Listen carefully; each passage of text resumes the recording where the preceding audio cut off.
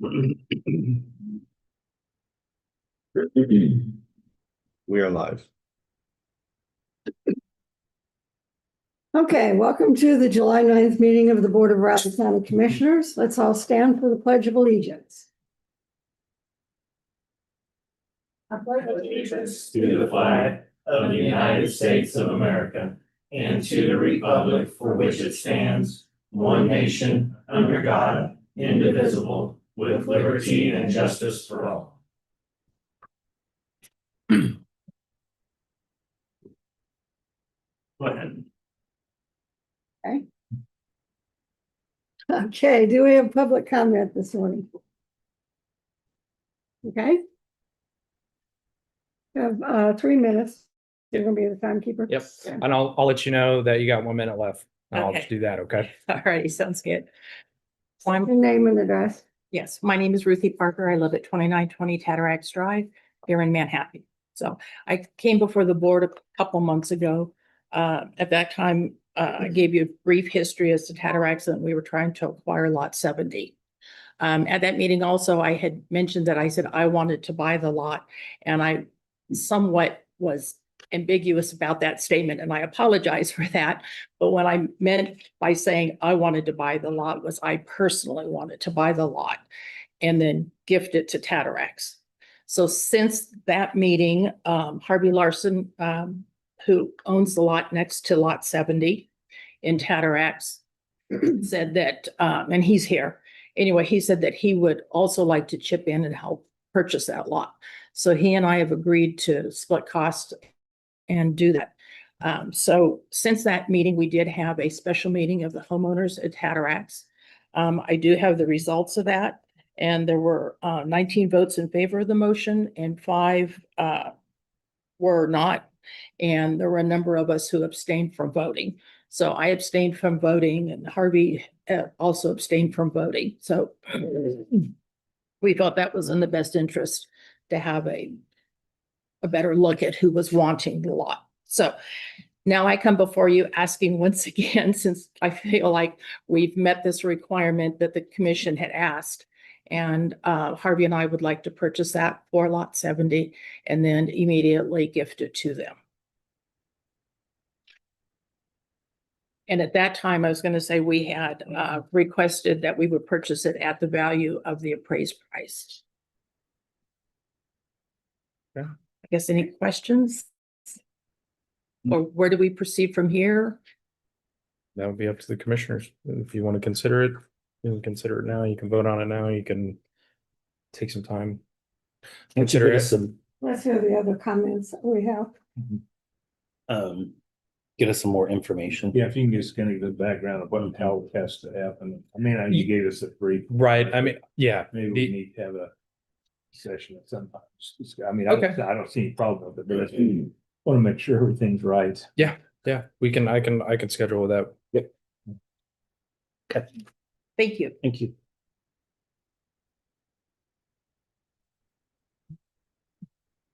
Okay, do we have other public comment on this?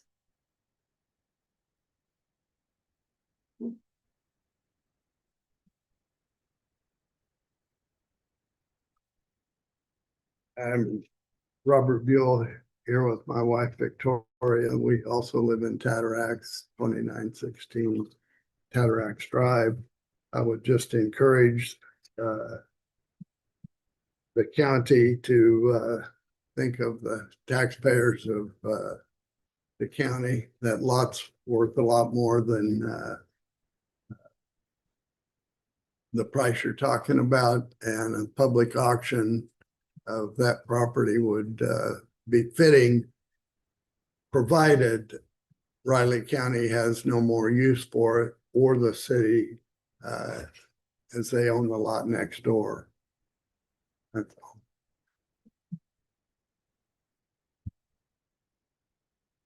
Any other comments? Well, I do have a comment, is I'm not in favor of this. So you won't have a unanimous vote. Yeah, and so I suppose the importance of that is if we were going to do a private sale directly to an individual, it has to be unanimous with the board. If you can still sell the property at a public auction with a majority vote, but then of course that means it has to be auctioned. That would be the significance. Okay. And we can talk more details, legal details, in an executive session. I don't think there's an easement through the middle of it now.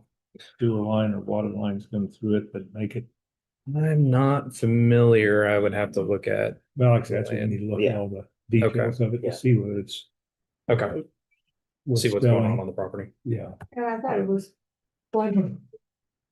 Flooding, and isn't there, Well, I mean, I can't see a use for infrastructure it. buried? Mm. Well, we don't know what the city wants. Now, I recall there was some correspondence a while back that we intended to use it for some sort of utility purpose, but because I think it was in a flood zone, that ended up not being able to be used for that purpose. That's just my recollection. I wouldn't say that with much certainty. okay. Like I said, just need to get. Those we got details. All more details and have an agenda item later. Yeah. Sure can.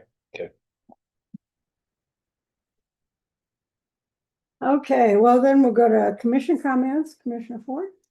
Yes, I don't have a whole lot. It's been pretty quiet. It's Tuesday. I met with the doctor once again for an update and to do another round of lab work to see where we're at currently and just waiting to get the results and see which direction we need to head in.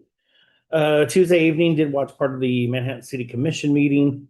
Kind of curious to see which way they're choosing to move forward on their city budget. And that was certainly quite the conversation, as you can probably imagine.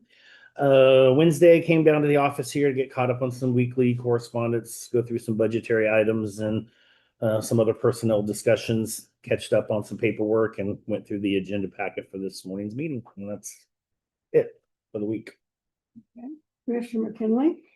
Yeah, Wednesday, like I said, I spent time going through our stuff here. But also last night I attended the Randolph City Council meeting. It said in there a while, they didn't have anything major going on. I did compliment them on their fireworks display.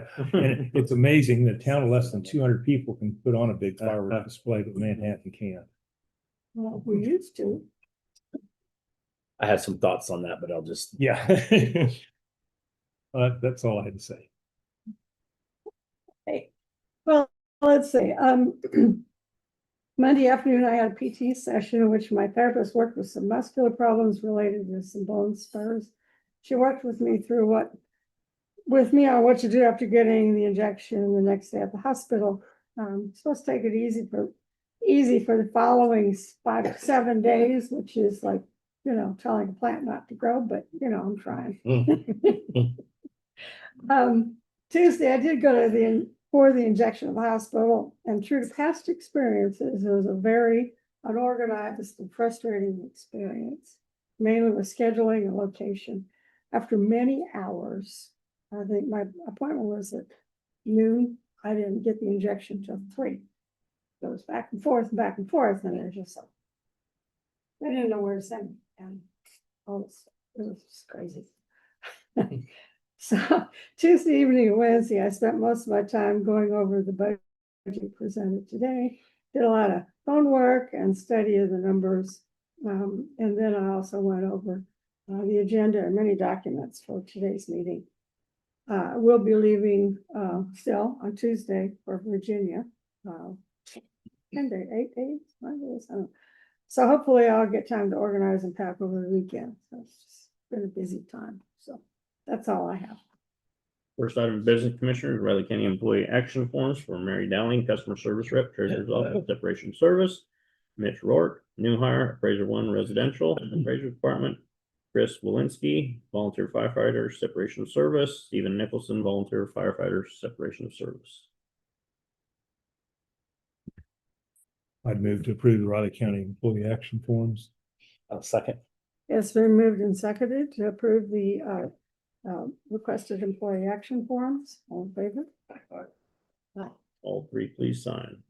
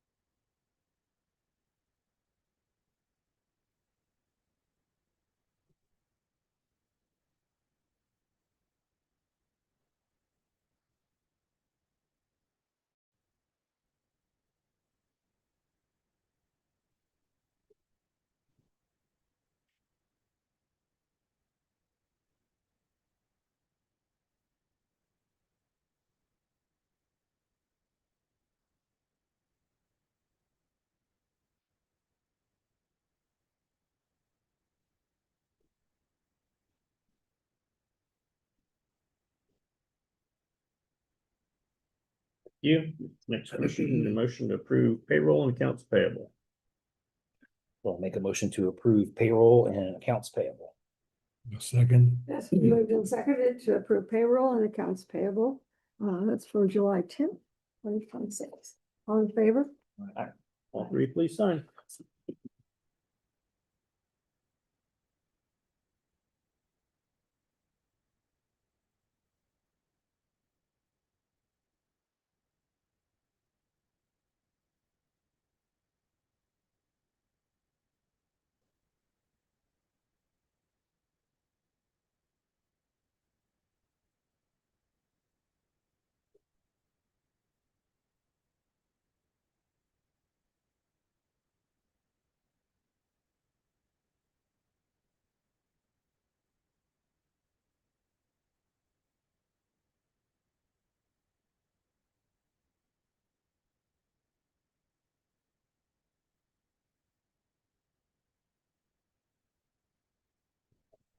Right, about 1 o'clock on, so I haven't gotten much sleep and.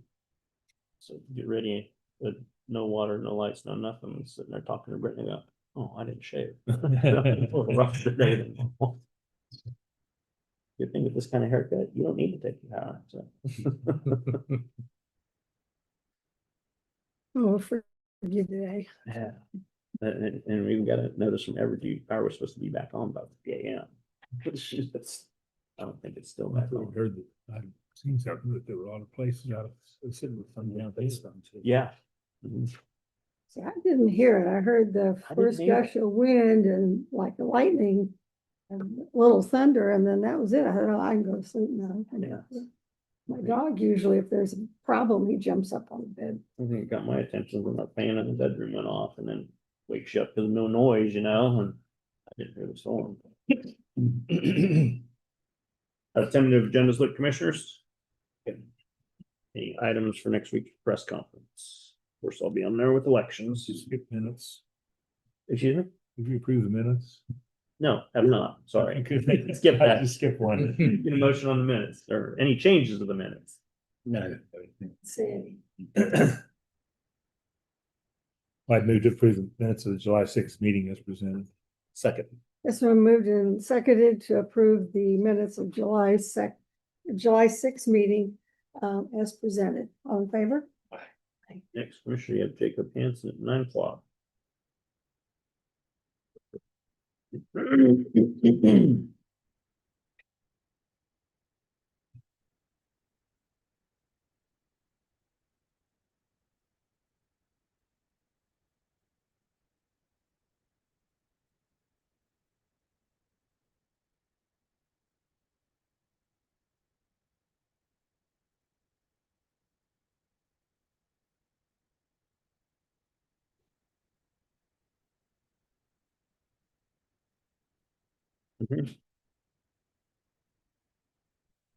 Rob, how you doing?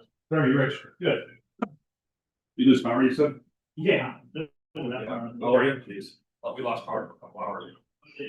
Come back on. Yeah. Because of the drawing, like pain, I was like, that's weird. Mhm. You know, it's actually hospital supposedly to do that.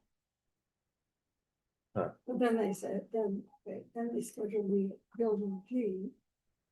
And then they scheduled me back to the hospital. I was so frustrated. It was almost in tears. I went over to the doctor's office. Said, Yeah. and then they wanted me to sign a waiver that I paid $719. I said, that's not gonna happen. I'm not signing. Oh, yeah, yeah. I'm sorry. Why? I have got it was like went around and around. I just never had a good experience. Oh. Ever. I guess they don't like it. But they switched. I was talking to this lady and I said, I wasn't even thinking about the medical center. So awful. I said, what's the address? And he said,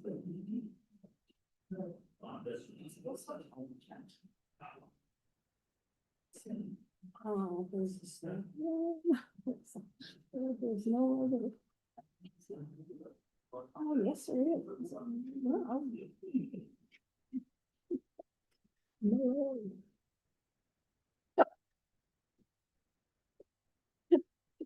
Hey, do you know where malaria is? Where are the Philippines?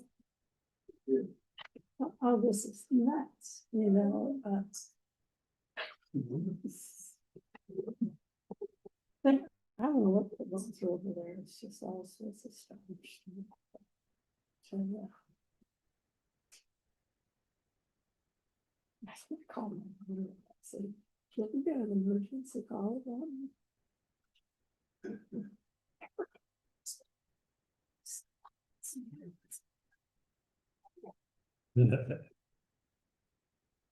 You okay? I said, yes. I'm fine. So if you ever run into that, get an injection. Building G, I found out they just put the radiology. They have something over there. It's like they have, that's where women get mammograms. It's in that building. And I thought, yeah, I know.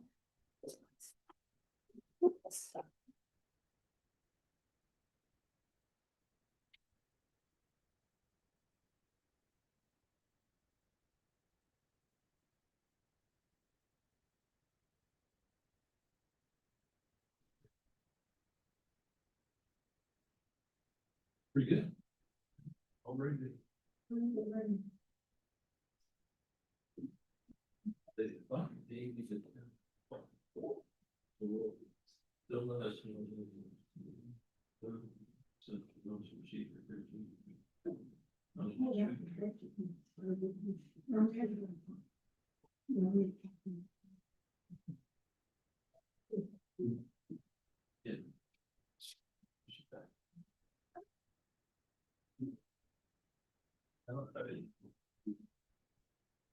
John and I got to get a tour.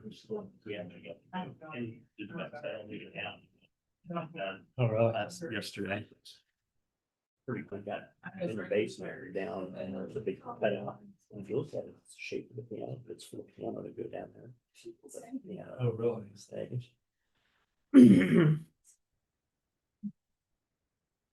said the biggest difficulty on the project, so far, there's a chimney on this corner over. Got out and was getting that chimney all the way to the top. The thing is, the historic. Ready to start. Blocks that fall out of this place that need to replace with ice on. So they're cleaning up the first kind of, cleaning up that brick, and like, that's a fight job, it's not done now before. So if something gets, you know, taken out, the one falls out where it shouldn't, they replace it with a light. Historical, you know, that goes. And it looks like maybe, you know, fortunately, up there, where people use. That's why I didn't start. It's really cool going, seeing that ramp they have coming down from points, get the equipment down in there, you know. Their ramp.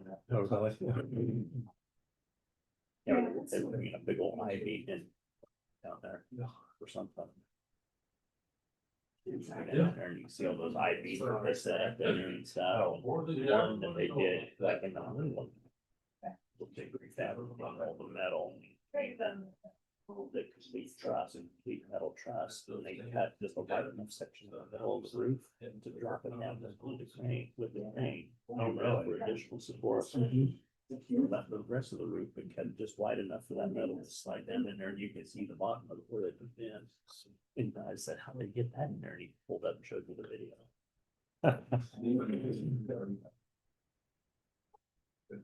Metal truss made out of like, I don't know, but 6x6 or 8x8 metal, you know, steel. How are you? Oh, great, how are you? Did you anywhere? Jacob, did you see the picture this evening? Yeah, I did. Yeah, I just read it like 5 minutes ago. Michelle, you got a second? Huh? Give a second. Uh-oh. I don't know. Yeah. Yeah. Yeah.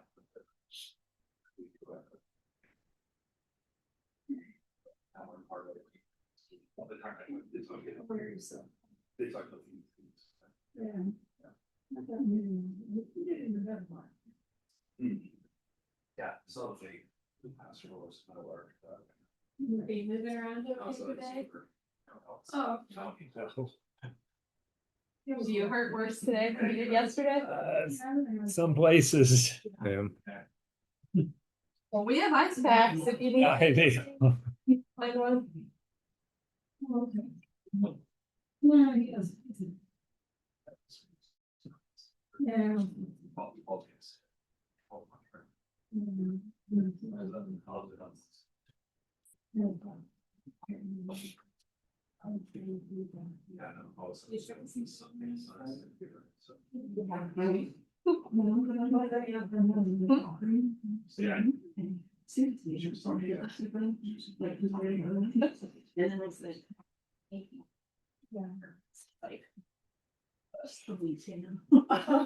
I will fight Brian.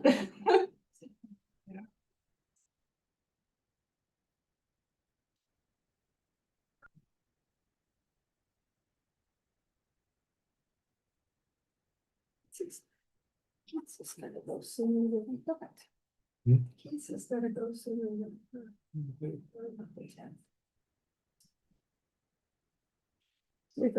In the progress.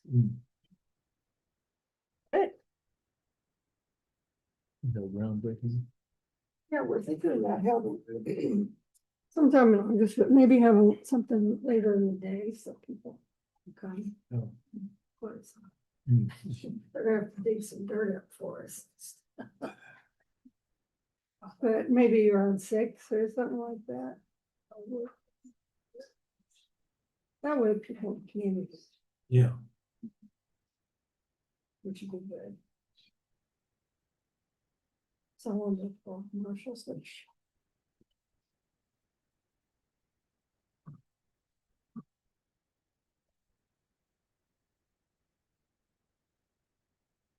Is there a Moran hasn't been anything, has it? It's just-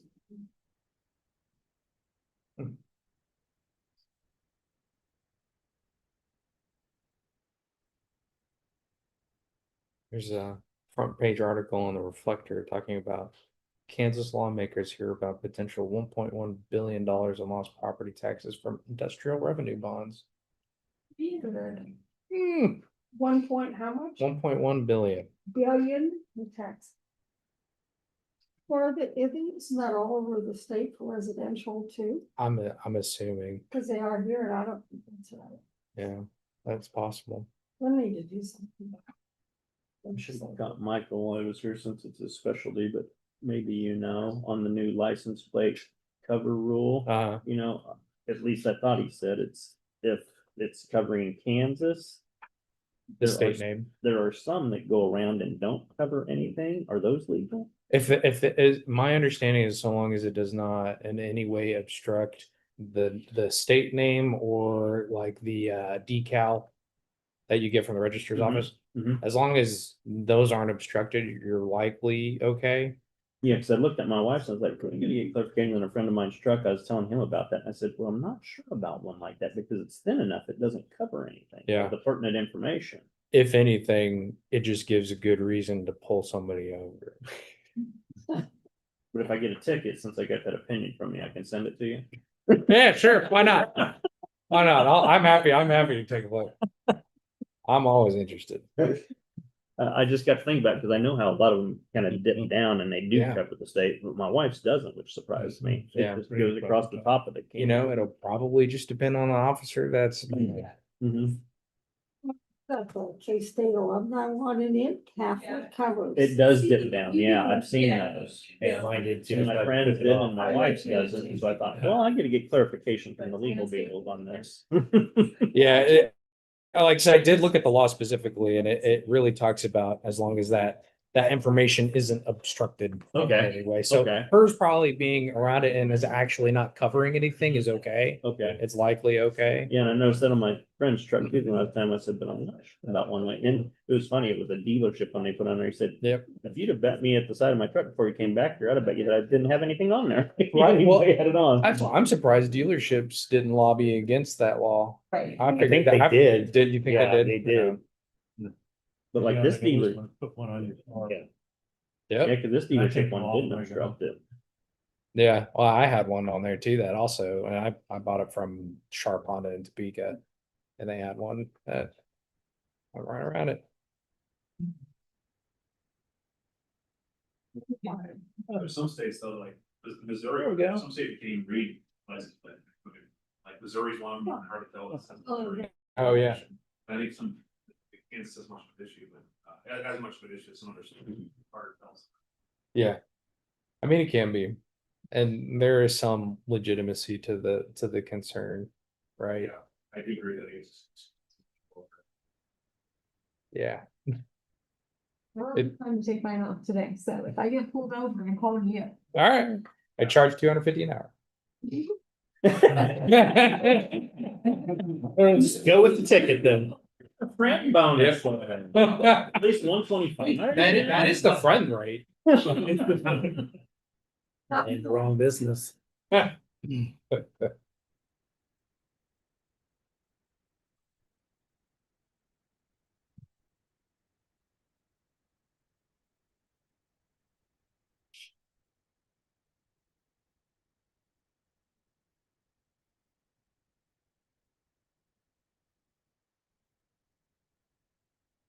When we call you, say we need the Cliff Notes version 15 minutes. 15 minutes. Yeah. That's 2 billable, that's 0.2 hours.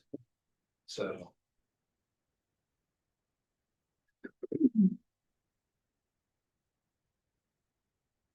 Actually, that'd be 0.3. Just to clarify. Just clarify, that would be 0.3. 6-minute increments. Yeah, reaching back into my old private practice years.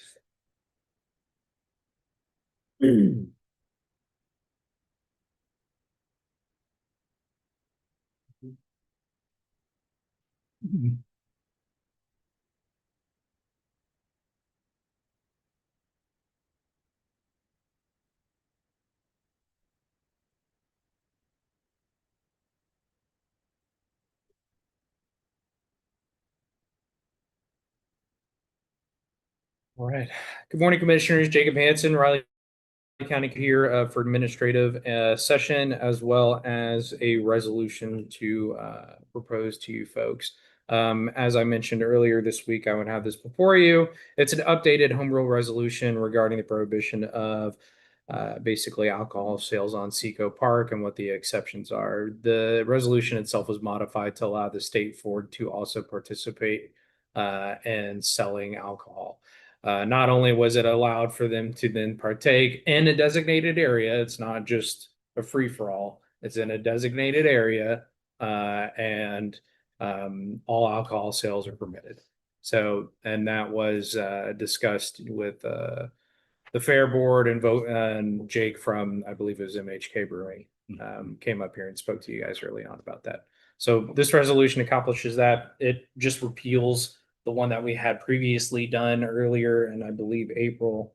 Yeah, we had another resolution in April that we did when we were expanding for that May Fest. So what you'll see when you look through the resolution is I've broken it down to, well, you have your parking sections and what kind of activity is prohibited. And then when it comes to the consumption or possession of alcohol beverages is when, and it states generally it's unlawful, right? And then we have two exceptions. We have one exception for the Riley County Fair event, and then we have another for the Little Apple Mayfest event. And so that's how this resolution operates. Is generally it's prohibited, but for those two exceptions, those are allowed. Any questions, concerns, thoughts on the resolution? Good. So is this an annual thing that we're gonna have to do, or is this? No, this will allow them to do this annually. Annually, we don't. Yeah, we wouldn't have, you won't need to re-execute the rest. They will need to provide indemnity agreements and things of that. They will still need to do that annually. Right, and have insurance and make sure they're well covered, and so that we're covered. Right. And we still definitely disclaim any kind of liability that results of any kind of event really on the fairgrounds. So that's still very much the case and still required. Okay. And with that, I'll take a motion to approve and execute that resolution. I make a motion, the board execute the resolution as presented. I'll second. Moved and seconded to approve the resolution as presented. All in favor? Aye. Aye. Will you please sign?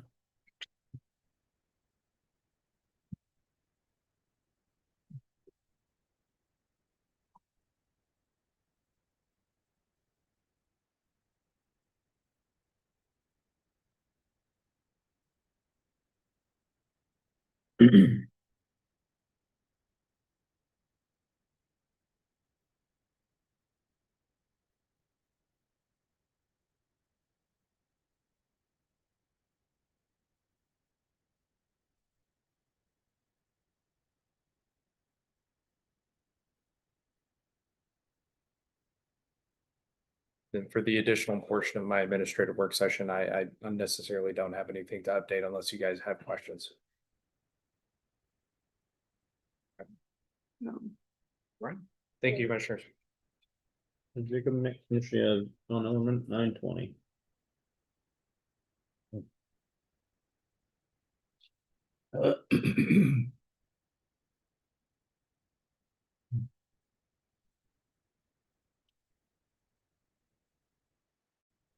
How are you? Yeah, everything going okay? You're treading? Great. Yeah, it's been. Yeah. That's take a little bit of that. I've had some strong support from Miss Brittany. That's good. That's good. I'm here.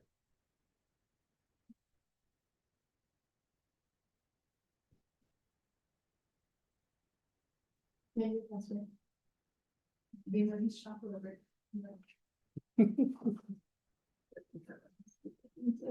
Oh no. What did you do? Look, I You did got not her feeling yesterday? I did not hurt Brian's feelings. Oh, Brian's feeling? It's not him. He is sensitive. Yes. She said she wanted to come to Florida with him. She's like, what am I gonna do without you being here? And I was like, well, you can come. And I talked with her, and then I told her that she to my new house. And I was like, and I guess maybe Brian could. It's like, it's always Brittany, Brittany's always first. At least he knows where he sits.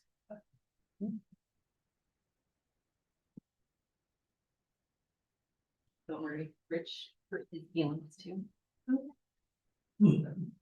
But that was completely my fault, my God. Oh, yeah. I remember that. She enjoyed it though. I did enjoy it. Better hope he's not watching these meetings. Leaving. That sounds nice. Yeah. Well, he works overnight, so. Oh, yeah, well, Works overnight for him, for the board version. I'm getting- Can I start something? nah, that's rough.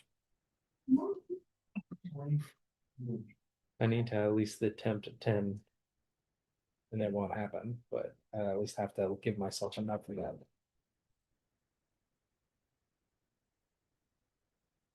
We should work in some, yeah. At Riley County. Hey, I'm all about it. Benefit that doesn't cost money. I mean. Yeah, and like, either like some sort of reason. I know, that sounds fantastic. I was thinking we could do a community gun range. Well, I don't think so. I don't think that would go so well. No, I know, it just. Although I feel like there's not many gun ranges around here. I mean, you got TaylorMade up there, and I don't even, do they do pistol or is it just ski? You know? Oh. We should, we go shoot on our friends like private land and stuff. We don't go to the range. Instead of our own. I got a pistol recently and I need to go shoot it, but I don't know where to shoot it around here. What'd you get? The SIG SP 2022. They've got a shooting range at the north end of Tuttle. Is it Taylor? Huh? Are you talking? No, Oh, the lake. Oh, It's a nice. public one. Is it? Mhm. Did you bring your own targets? Yeah. Okay. It's actually firearms and archery. Oh, sweet. How does that work? How does the archery work? That I don't know. I'm the same as her. I've got I walk out my back door, you know, so. Ooh, yes, please. I would love it. I would love that. I haven't shot a bow in a while, but it was a lot of fun when I used to do it. No, of course not.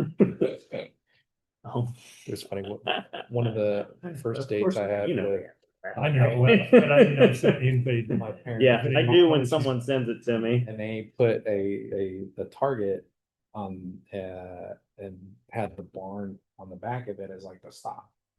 And you know, with a crossbow, it's pretty freaking accurate. But somehow she managed to miss the target entirely and put a bolt right into the barn. Oh man, that was like our second date. She was mortified. We can't talk about crossbows. That's what I said. But can't talk about that rich. They are Got it. fun. That's what got us in trouble. At one time. Got you in trouble? Well, at one. No, time- her, not me. At one time. That's during the season. And now he got one. And Rich places. And I know Brian well, and we have a lot of similarities, and we talk and a lot Yeah. when he comes in. And so I gave him a hard time through her, and she was glad to deliver it. I was, because I said the same thing, because he wasted his money to get a crossbow, and he had a perfect though. Yeah. And I was like, And especially because he had made the comment in the past. can you just shut up and not tell us anything? No.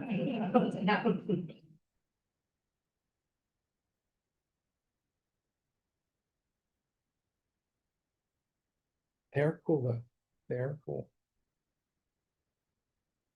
It's crazy is how much power they have. Mhm. It just, that's intense.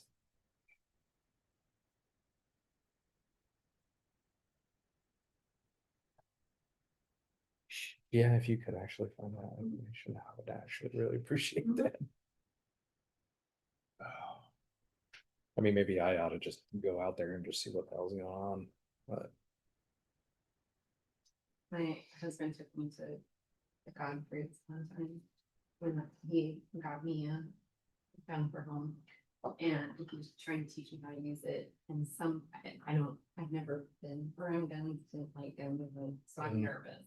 Yeah. And there were two military guys who came and had their AR-15 and were just lost. And it's indoors. And so everything was like super Yeah. loud. So I was like, I'm done. I'm out. Like, I can't. Nope.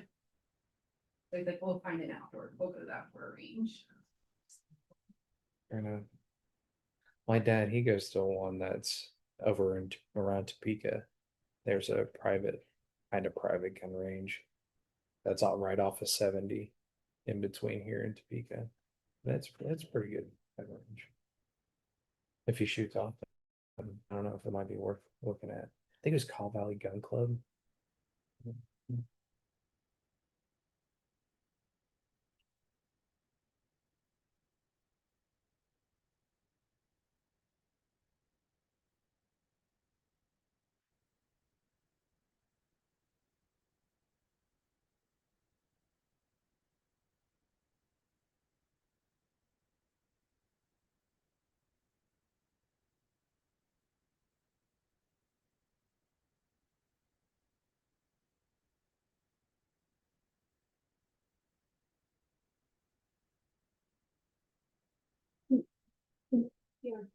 Yeah, NCH, like. Raising Riley in childcare licensing, right? So downstairs, yeah, childcare licensing and raising Riley. And then, yes, upstairs, MCH, yeah, which is over there. And I think they're actually down the hall too. But there's no more in that building. I'm setting them all up at Amazon and trying to make sure I set up all the right divisions. Yeah, I can not miss anything. I think that sounds right. This emergency sort of like room that is over in the admin building. Yeah. 100%.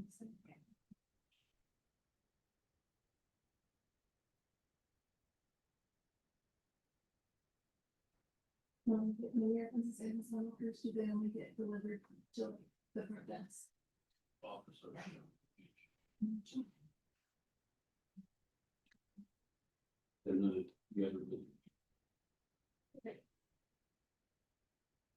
Which one's your main shop? Is that building A? You're 6 years, I don't know what building what. Shop, your office, gravel. Do you know the shop number? Nope. Cool. Have you heard anything on how long they're gonna keep that crane? Supposed to go away next week, but come back in September. And then we'll probably get close to starting upstairs, so there's gonna be a dumpster there. Can't wait over that. Well, and then you'll have about 3 weeks when they. Are gonna replace the. Yeah, they're gonna have to. Yeah, they're gonna have to replace all that. Oh, that's Yeah, just out there, so what's a couple months.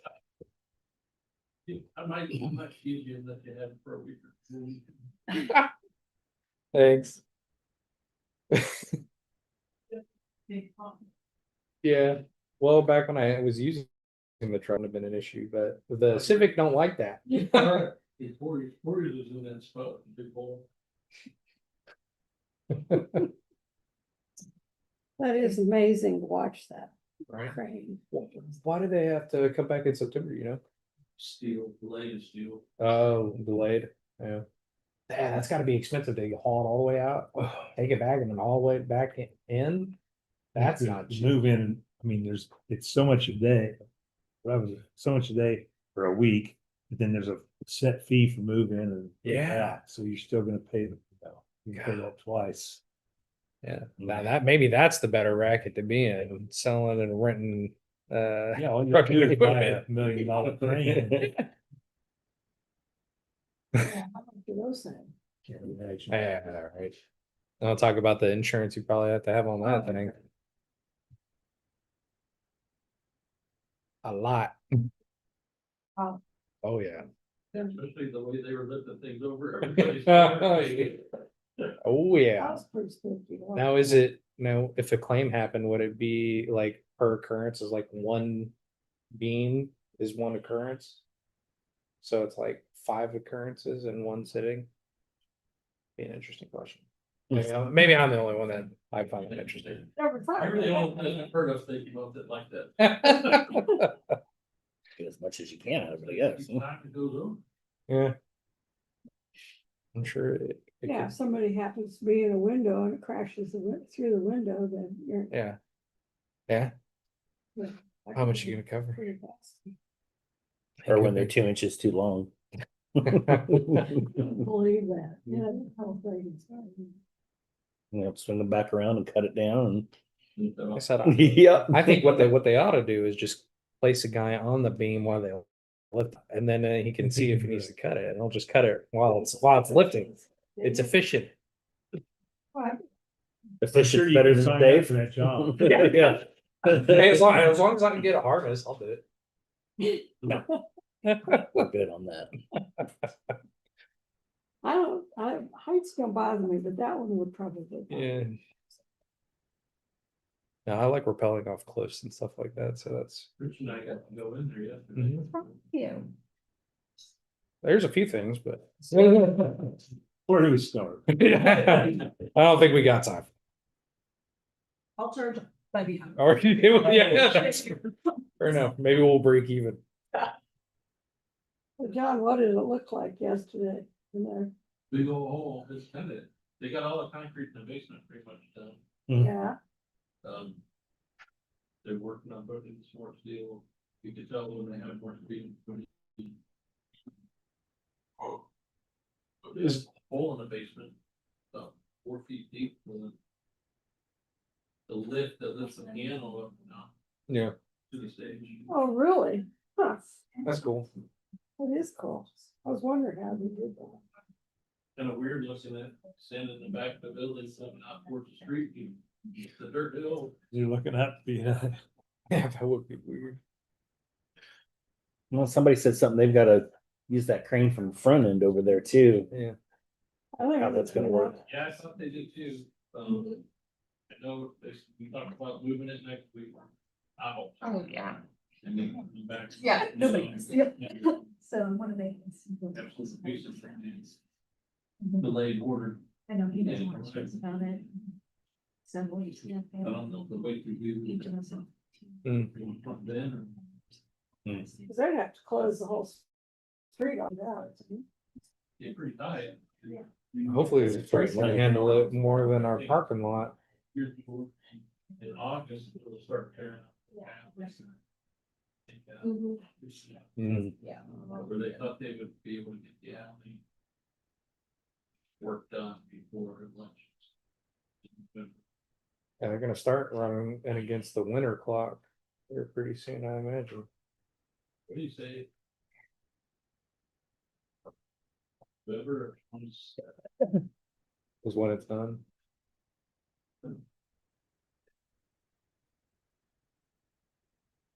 Don't look like they've done. No, all this preliminary. All that work they've done, and that, okay, I see it, let's go now.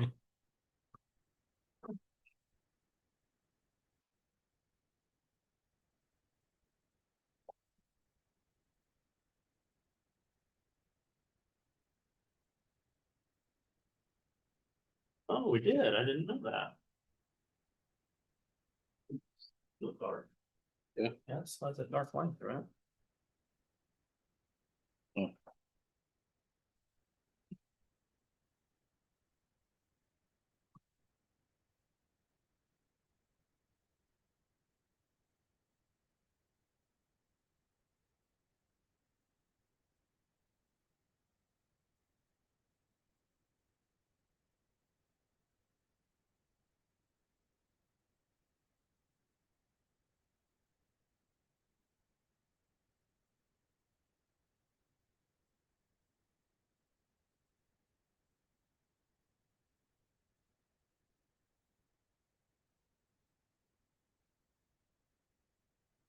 Yeah, Good morning, Commissioner John Ellerman, Public Works, and we are in desperate need of having an auction. looks Um, like it. all the moving around and stuff we do, and we've got a lot of furniture, vehicles, and whatever surplus we have stored in our shipping containers out of Public Works. We've got trucks lined up in the back, and I think Corey's got a bunch of computer stuff down in the basement, all ready to be sold. In the past, we would hold a Purple Wave auction for the equipment, the trucks and the vehicles. And then a live auction for everything else.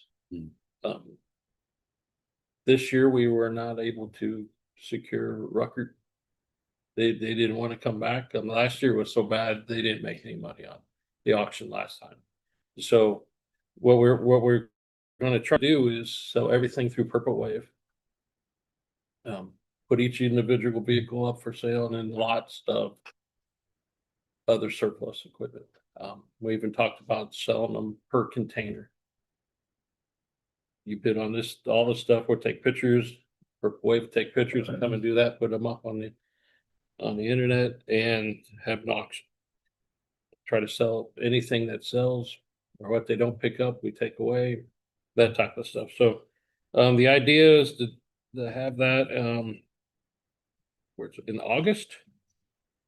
So the items will be displayed throughout August, the month of August, shut down at the end of August and accept the bids, and then the sale's over. So we will advertise in the Mercury as per statute in our resolution, as well as Purple Wave does their advertisement stuff too. This will not cost us anything to hold the auction this way with Purple Wave. They get their money through the buyer, 10% through the buyer. That's how they work. So, and in your packet, we have the list of all the materials, items, and surplus that we have. So it's pretty thick 2-page worth of stuff. Everything that we have, we might, if we can get it listed, the furniture that was moved out of the treasurer's office would go with us too. As long as we get it listed in the paper and on Purple Wave, we should be okay. Looking at any thoughts or comments about how we plan on doing it, if you have any concerns about that, not we're ready for a motion. I think it's a good idea to go ahead and try to do it all online, see if that works any better. I'm hoping if it works pretty well, that maybe we can do them more often Oh, and not store up so much. Files, huh? Yeah, And yeah, that would be better. See somebody. That's quite a list. Yeah. Especially all the computers. once the computers come back, they're really probably not much. And Yeah. worst part about that, you have to get rid of them like this, and they don't sell.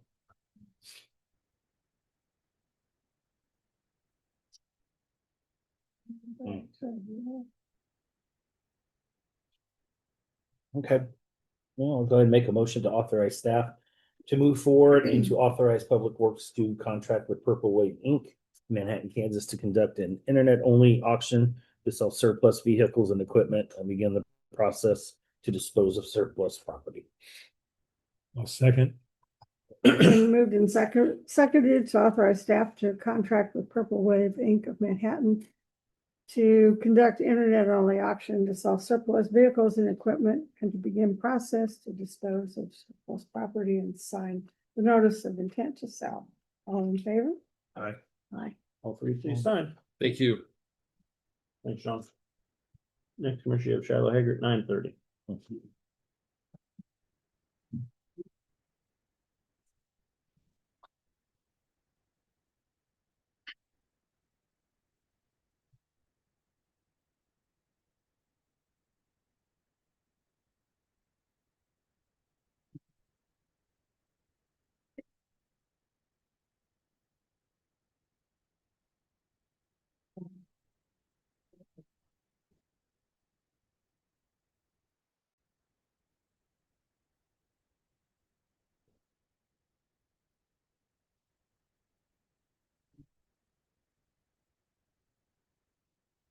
Did you see that? Yeah, I saw it. I saw you were teasing Shiloh. Exactly. Your uncle told you it was literally. My bodyguard. I didn't say that, but I saw what was happening.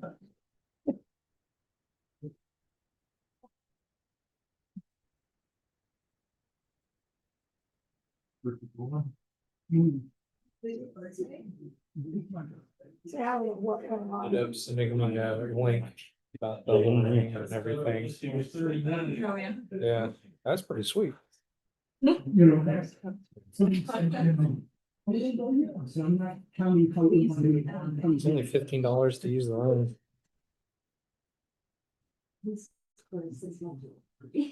First and third week. So today's your birthday. Yes, ma'am. Thank you. Yeah, hey, Yeah, she was like- Funny anymore. I used to be that person. I was friends.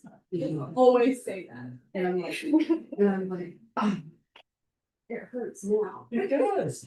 I'm older than everybody. So. Right. I know that's all the time. You saw it in my in her 20s. Like, this is your midlife crisis.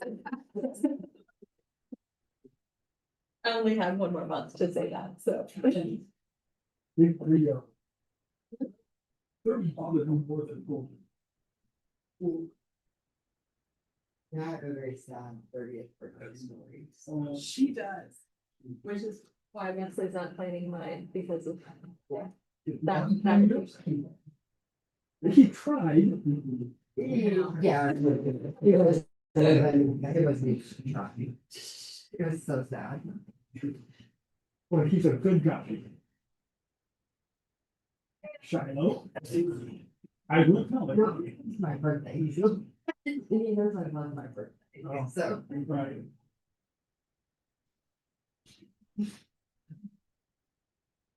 And I was like, So when is yours, Shiloh? November. Oh, okay. We got a ways. Yeah.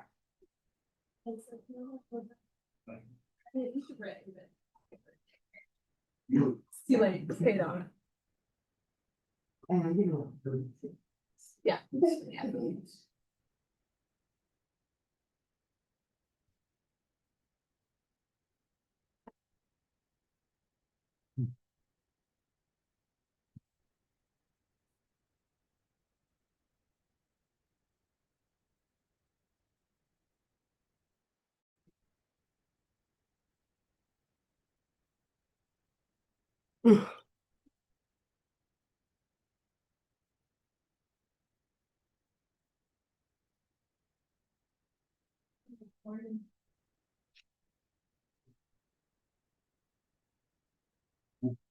Right.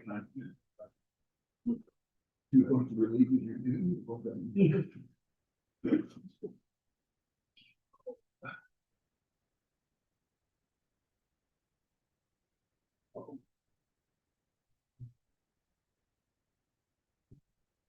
Morning, Gary. Yes, yeah, it's the morning. So, Like afternoon. I haven't heard about Oh. damage. What was that? Image, wind damage? A little bit here and there, yeah. No, I didn't get any, but nothing. just one of my experiments. Yeah,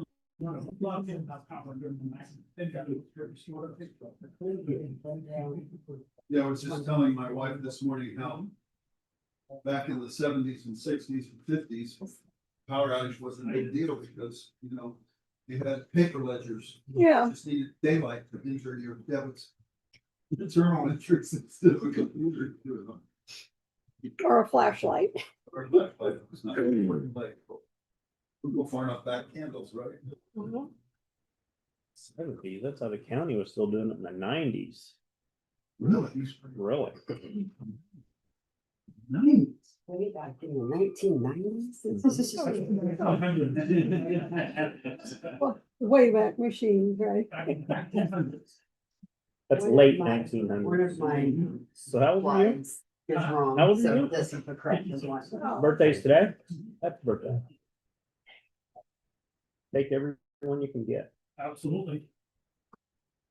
If I can get caught up. So, We got spring and July birthdays. Huh? We got spring and July birthdays. That's all. Ours are in July. Yeah, where is it? Ours in July, 19. 15th, My brother's birthday's on the 50th. really? Well, I'm not gonna be here. I'm leaving town, so I would have to. Right. to hear it. You still have, you're, I'm going to hear not, birthday still happens. Okay, Shiloh. All right, good morning, Commissioner Shiloh Hager, Riley County Treasurer with the June treasurer's reports. I can't believe that we are halfway through the year already. It's just flown by, but here we go. So here is your cash balances, total assets of $82,711,816.93. And then here are the associated fund balances that go along with that 82 million. County General at the end of June, 15,158,248.52. I compared that to the general fund balance as of June 30th of 25 and almost identical. We are actually down 481,000 compared to June of last year in the general fund. Total funds comparatively to 2025, we're about $1 million higher than June of 25 in total fund balances. Year-to-date investment income, $1,618,665.34. That represents 57.81% of the budgeted revenue of 2.8 million for interest income.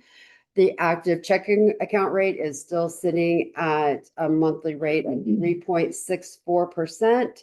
And I was able to secure 2 CDs, one at the end of June and one at the beginning of July, at 4.05% for the year. The banks are still bidding on our investments. Year-to-date interest income in the ARPA account, $35,660.18. General fund revenue for the month of June. You can see for the actual month, 48.02% over what was actually budgeted for June. I will point out one area in June, we had some, right before the tax sale, we had some properties redeemed. So that's quite a bit of interest that came in, because you can see for the month of June, our interest and penalties, $98,271. And you can see here, year to date, we have collected 82.75% of total budgeted revenues for the general fund. Any questions about any of that? One other payment that did come in was our payment in lieu of tax that comes from the Federal Department of Interior. That came in June, and it was just over 50,000. And then this just shows year to date through the month of June, we're at 2.1% over budgeted revenues. Sales tax was very flat for the month of June. This represents April sales. The amount that the county got to retain, $197,414.86 in the general fund. And then our road and bridge sales tax for the month of June, $236,917.94. But you can see here, prior year, that's almost identical to what was of June of last year. 7.68% over budget for what budgeted for the month for the general fund, and 42.15% over for road and bridge.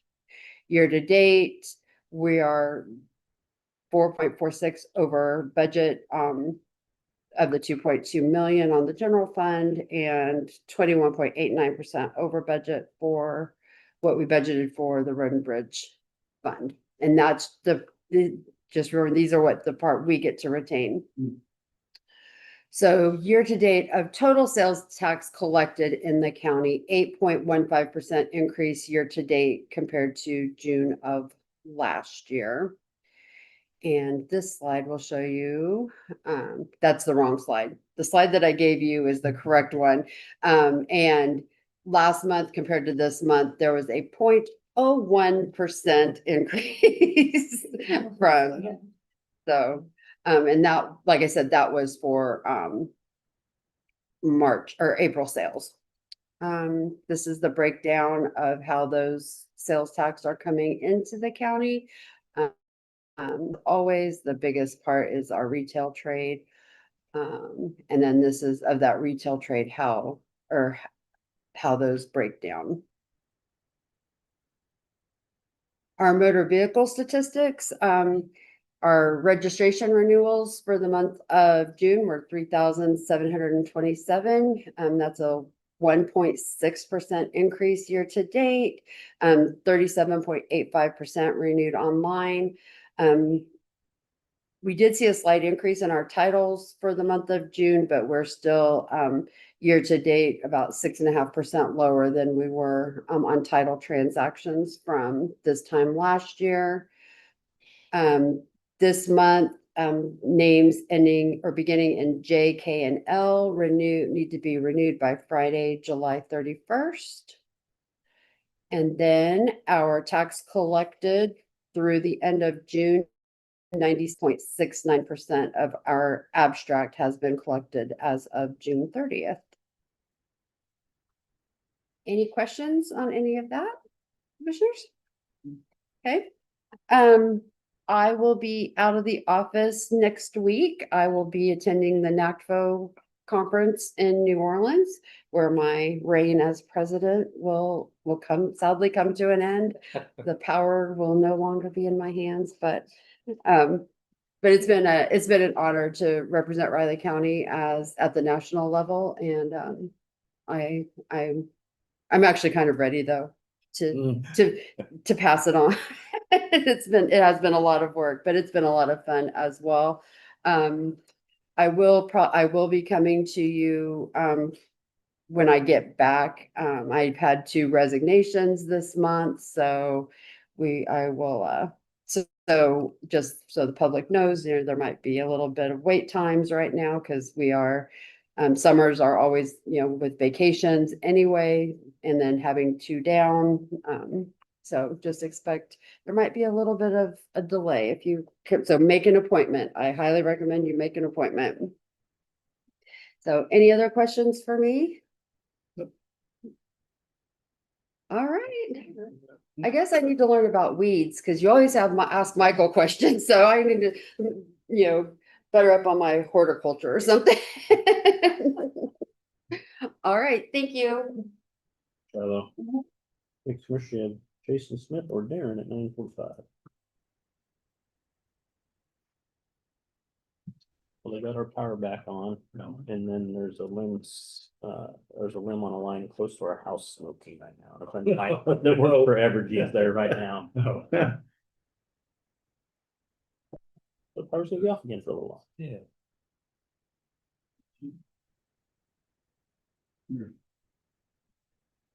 Run out 3 hours to pick up all the lamps. Well, her nice dinner. Yeah. Sure. Might I suggest steak and lobster? I have to buy hers though, because she's a much better cook than me, so. Yeah. Good morning. I've had a tree down since the last big storms. Nobody will come over and take care of it. If everyone's like me, of course, I burn wood, so I cut a lot of wood anyway, but I am tapped out of cutting wood this year. I have cut so much wood through the winter and then all these storms, I'm like, I'm not done touching my 20-inch. I really am, but unfortunately, I'm probably not. So I do it as little as possible now. Big sycamore trees like this around. I don't know how sycamore burns. It's pretty decent. You just can't let it age too long. I mean, it's not like oak or anything, but Yeah. all wood will put out heat. Yeah, I didn't know if it burned. You break easy. I like that. The wife was. Maybe, then maybe on Friday, next Friday, Because they get so tall. and they get 17th, mess. yes. Leaves. I was Got in one the- big rehab. I've got On the line, couldn't get it, they, 5 or 6 of them. that storm back. When it was, late 2000. Late 2000. He had one big one come down through his rough. He and I were up there at 1 o'clock in the morning, the tarp. The limb out. Because it was not- Yeah. On what I had down, I always was worried. You came to one place, they get in my bedroom. And the other went the other way. choice. Yeah, I bet. Sorry. I'm not gonna put that grass back on there, which was already a large tree, so.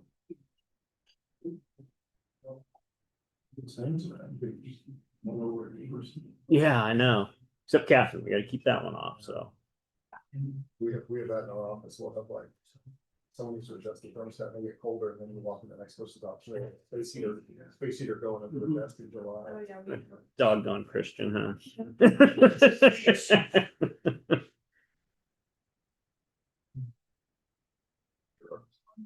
Plus, you know, windows on the east side of our building, where my office is. If it's, we get that direct morning sun, it doesn't matter what temperature is outside. It's hot. Or we want-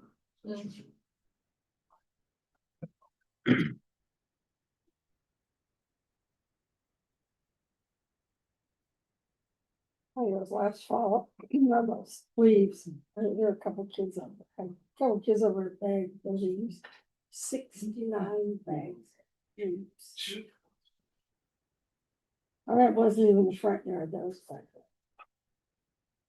there. I had bought a whole box of trash bags, I came up, they're going, we need another. Like, what? I had to go back out and buy more bags. But it was crazy. I don't think they packed them too tight.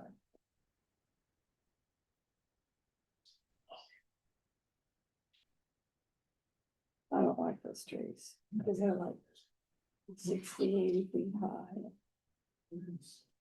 When the wind blows up. Oh. Oh, well, they're gonna come down. That's nice.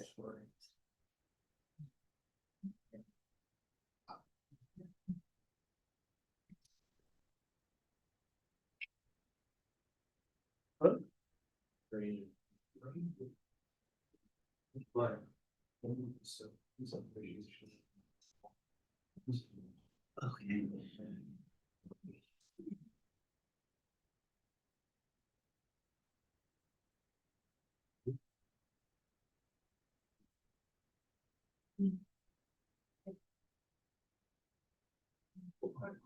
Oh, that's a tree or- Anything special going on for your birthday tonight? No, sir. Next week. Wait for the weekend or week? Next week. Good.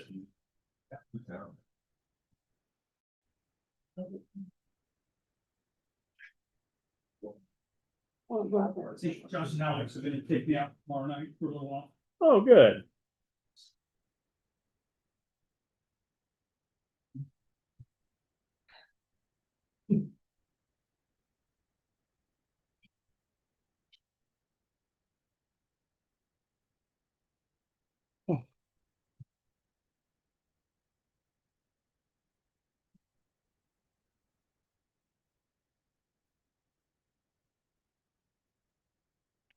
Are we official by the computer or by the clock on the Computer. wall? Computer. All right. Apologies, that question's probably been asked many times. Well, this one's a little faster than that one. Fine, there's nothing wrong with having a clock in the house that's running a little fast. No car, everywhere. All right. Ready for me? All right. Good morning, Commissioners, Chairwoman Foki, Commissioners. Appreciate the opportunity to be here today. Darren Solden, Director of Economic Development from the Manhattan Area Chamber of Commerce. I'm just going to give an update on some of the entrepreneurship small business programs, some mid-year numbers.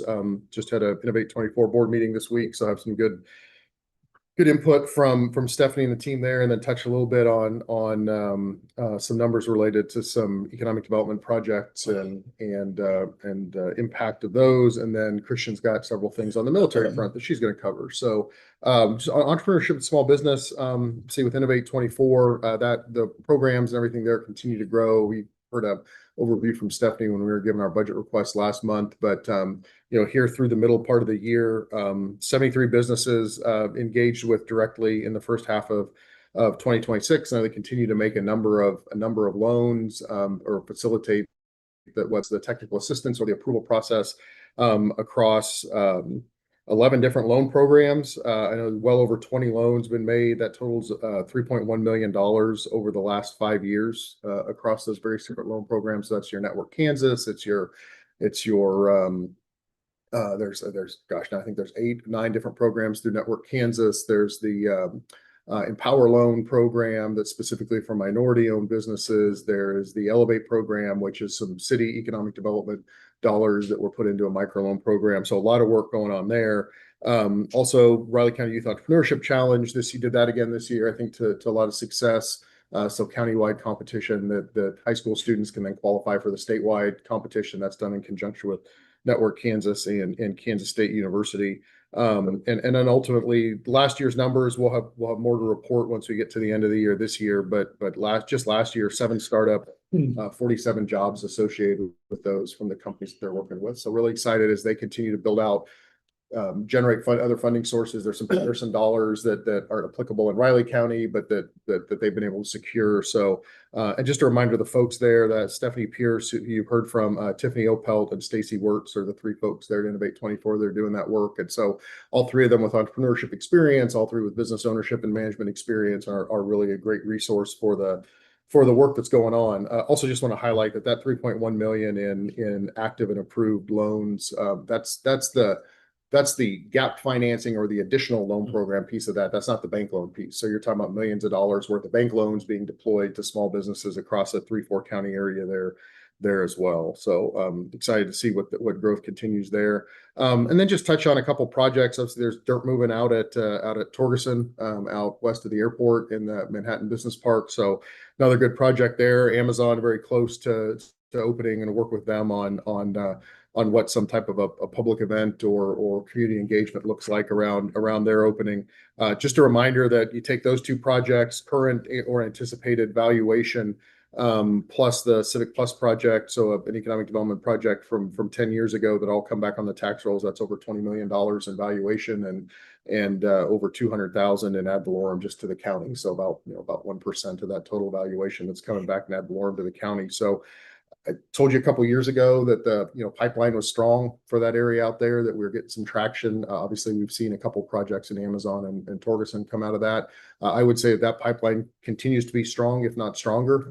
There's multiple active projects looking both in areas west of Manhattan, as well as in that in what's left, the last couple really developable pieces of that business park. So excited about what that looks like over the course of the next 6 months to year, and think that we'll be able to bring some additional projects to bear out there in the very near future. So that's a real positive thing out there going forward. So and then it's just the work that continues to go on the talent side. And Christian's going to talk a little bit about the recent Keep Tour and some Hiring Our Heroes opportunities where we brought transitioning military and spouses and family members into the community and gotten them in front of employers and the opportunities that are resulting from that. But also want to highlight the work that's going on with the county on the Home in the Heartland program and Make My Move. And Allison from our team's been really involved in getting that going. I know the numbers are really good there, getting very, very close. I would guess within the next month or so of wrapping up that complete engagement as far as the 20 movers that were part of that. And so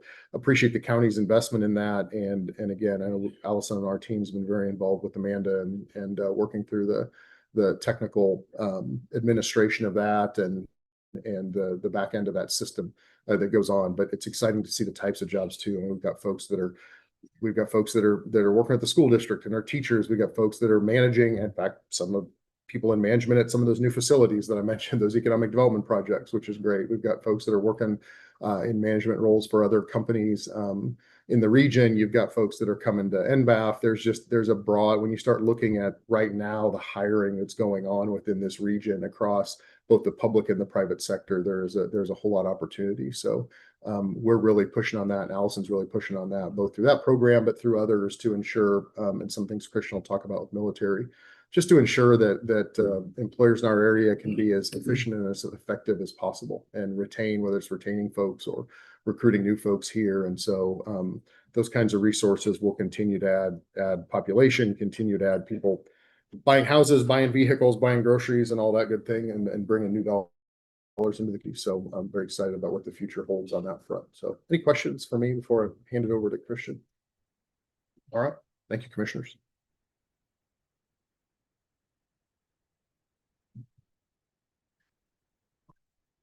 Good morning, Commissioners, Sheriff Hokie. As Darren said, it was a great month of June. But before I talk about the Keep Touring Harder Heroes, I'm excited to say that we are 2 weeks away from the Kaw Valley Rodeo. It does not feel like, but I'm sure the heat will come. It's just saying it's time for that. But as you guys know, Thursday is Military Appreciation Day. And so we've already had some phone calls, but I want to let everybody know that next week at the end of the week, hopefully by July 16th, the military codes will be available. So we do have the opportunity to give away 1,500 tickets, 1,000 adults, 500 children for active duty, retirees, family members. I've been talking with Riley, especially with all the deployments, really encouraging families to come. Like I said, retirees, our National Guards. We will continue our dinner, which will run from 5:30 to 7:30. So that is free drinks and food. And then this year we'll actually have M31 band. There are a couple of veterans that chose to stay in this area. The 1ID band is with half of them being deployed. They are on their block leave. And so we didn't want to pull them off their leave time. So, but again, it's just a great initiative, one of our major quality of lives. And it wouldn't be possible with just the support of a little over 10,000 with our in-kind and then our sponsors. So again, tickets will be available next week, and we are excited. So just kind of moving on, as Darren said, me and Allison had a great month in June, just between energizing employers, but also service members to stay in the area. And we had great partners between K-State, the county, the city, the school district. We were able to get into PTMW to see what their manufacturing is. But in total, we had MATC and the K-State. But in total, we had 21 service members and one spouse attend the tour. And the amazing thing was somebody counted, they had 340 years of combined military service. And even though a couple of them did not attend the full Keep Tour, they did join us at the social. And so at the social, that was something we started last year. We had 25 employers show up to the social. And then so far, we had a report back from Kim. We've had seven of the service members, 7 of them that have job prospects. And that's just, like I said, from June 20th. And so we've just been reaching out even more, and we've gotten great feedback. Another suggestion was, how can we do that one for a spouse? So of course, we've already getting our brains turning on that. Again, I wanted to thank Commissioner Ford and Liz Ward, who both were able to serve on an AM and PM panel to talk. And then the next day, which was supposed to be the week before, but just days are off and holidays, we did do in partnership with Hiring Our Heroes. It was a skill bridge forum. And so we were able to bring 14 employers to kind of know about SkillBridge, the TAP office. It's career skills. If you don't know about it, it's basically a program, Department of War, that you are able to intern a service member of up to 180 days, depending on what their rank and their time in service. But it's just a great way for both the service member transitioning out to potentially get a job, but at the same time, the employer does save money because they don't pay them because they are still active duty. And so there were some changes in requirements. So we kind of walk through that, and then we're going to do a follow-up in August when the applications. So if employers are interested in the area, they can reach out to Allison and we'll get them more information. And then just last really quick, as you guys know, it is that 2-year cycle. So change of commands are happening or not happening, as you guys all know, during your emails of just the different changes. So a couple weeks ago, hospital did a change out. So Colonel Castillo went back to San Antonio, and we welcomed Jason Marquette. He is a Kansan.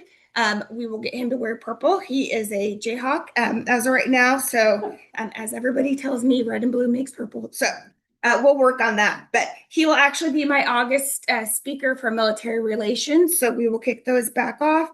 And then next Thursday, there will be the Fort Riley Garrison change of command from Colonel Nunziato to Colonel Orr. So that's at 9:30 at the Wake Prayer. So any questions? If not, enjoy the coolness. It's creeping. Yeah. Next commissioner, yeah, David Adams at 10 o'clock. Okay.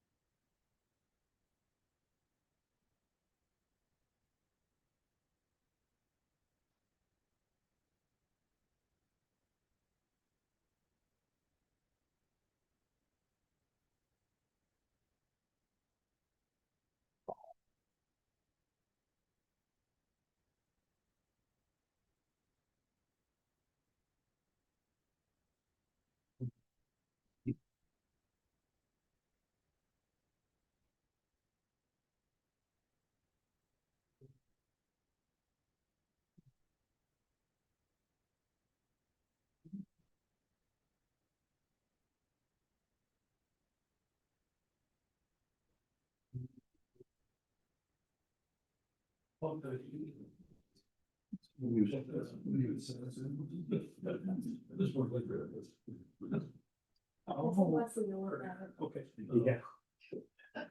We need a trailer. You want a fire truck? I'm not staying. That's how it's true. Station is gone. Yeah. No, we don't.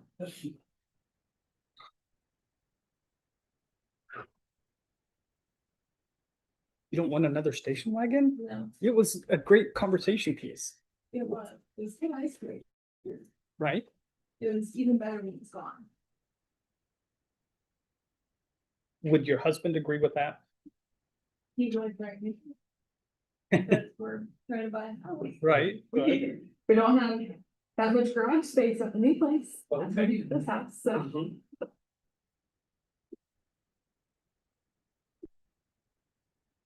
Poor guy. I know, his life's so rough. It is. I feel sorry for him. Yeah. I don't know how he does it. I mean, he's a saint. Okay. Yeah. Of course, it's Brian has a halo. Who does have a halo? Yeah. Well, cause you're just mean. What? Poor guy. I don't think you're me. Okay, is needy a better word? Rich. I just see, he's treading on dangerous territory. He's He's agreeing on with his me. own here. He's agreeing with me. We're all backing away from David at this point. Uh-huh. So we could go ahead and make the motion. Yeah, I'll go ahead and make a motion that we recess as the Board of County Commissioners and convene as the Board of Health. Second. It's been moved and seconded to recess as the Board of County Commissioners and convene as the Board of Health. All in favor? Aye. Aye. Real close. I was prepared to remind you. Well, it's your birthday, so I figured I'd Thank jump you. in there. I appreciate that. All right, good morning, Commissioners. David Adams, interim Health Department Director, and thanks to Michelle Reed for putting this in for me. I was running out of time and I'm not very quick in civic clerk, so I ran down and offered her a copy if she would do this for me. So thank you, Michelle.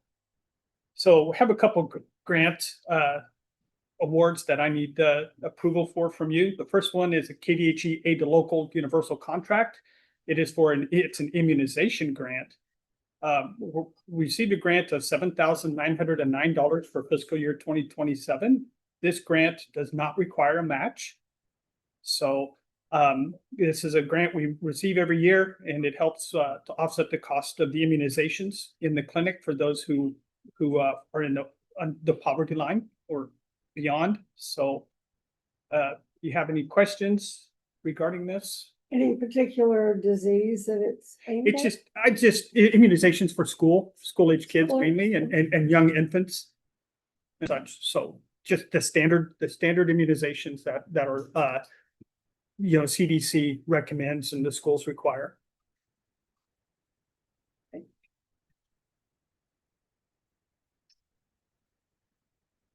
Okay, will they make a motion to approve the acceptance of the immunization grant award?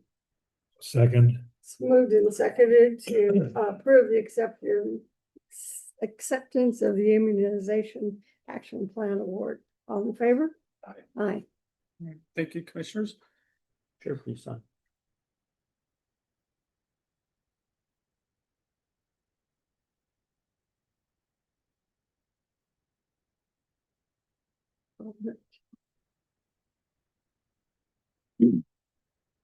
So this is authorized signature Raleigh County Health Department. Is that the one you want me to sign? Yes, ma'am. Okay.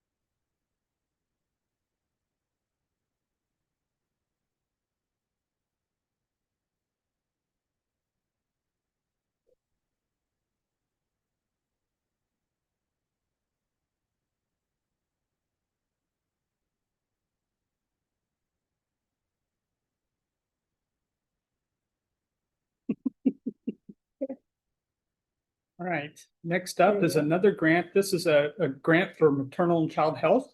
It's another KDHE grant.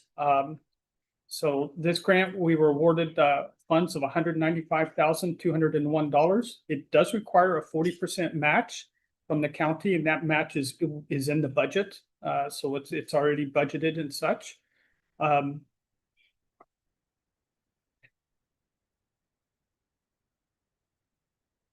So this is it, and this is how it's paid out. It's 25% for the first quarter, then 12.5% after October, and those are always dependent on making sure that you get all of your documentation in, your reports and such. So as long as you get your reports in, which they do a fantastic job, Brittany and AJ and then the program leads, making sure all of those are in, they're on time, they're complete and such, then it continues to pay out over the course of the year. So, but like I said, this is a 40% match, and from the local agency. And again, it talks about it has to be expended by the program year. So they have a year to spend those funds. Here's where it lays out what all they have to provide back to the state to meet the grant. So do you have any questions on this? Yeah, does this cover our costs for that program? No, ma'am. I didn't think so. Correct. It helps goes a long ways, but no, it does not cover the cost. What other grants do we have to go along with that?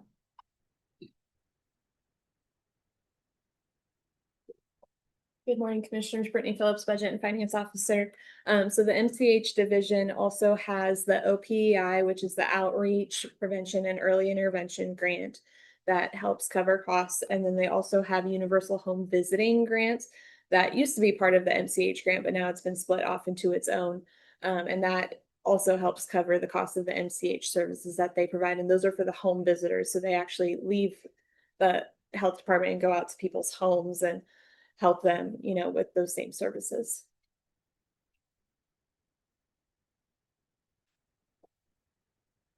Thanks, Brittany.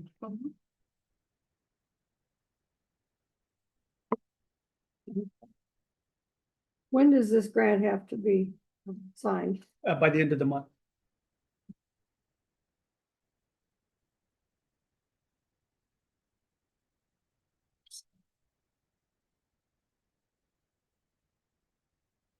I'd move to approve acceptance of the MCH grant. A second. So moved in second to accept the MCH grant. All in favor? Aye. Sure, you sign. Thank you, Commissioners. Thanks, David. Next up is the program updates for the health department. So what you have in front of you is quite a bit of information, and I'm just going to try and highlight some of each. So, because we could be here for quite a while. So starting off with Raising Riley. First bullet point that they had was with budget cuts and the state's increased requirements, they've begun the 2027 scholarship program with a wait list. So the state has required that they do more outreach and they do more programming and meeting with the children in need. It's not because that they're not doing a good job. It's just because they're doing so well and there is such a need that they've increased the number of clients that most of these different departments across the state have to meet.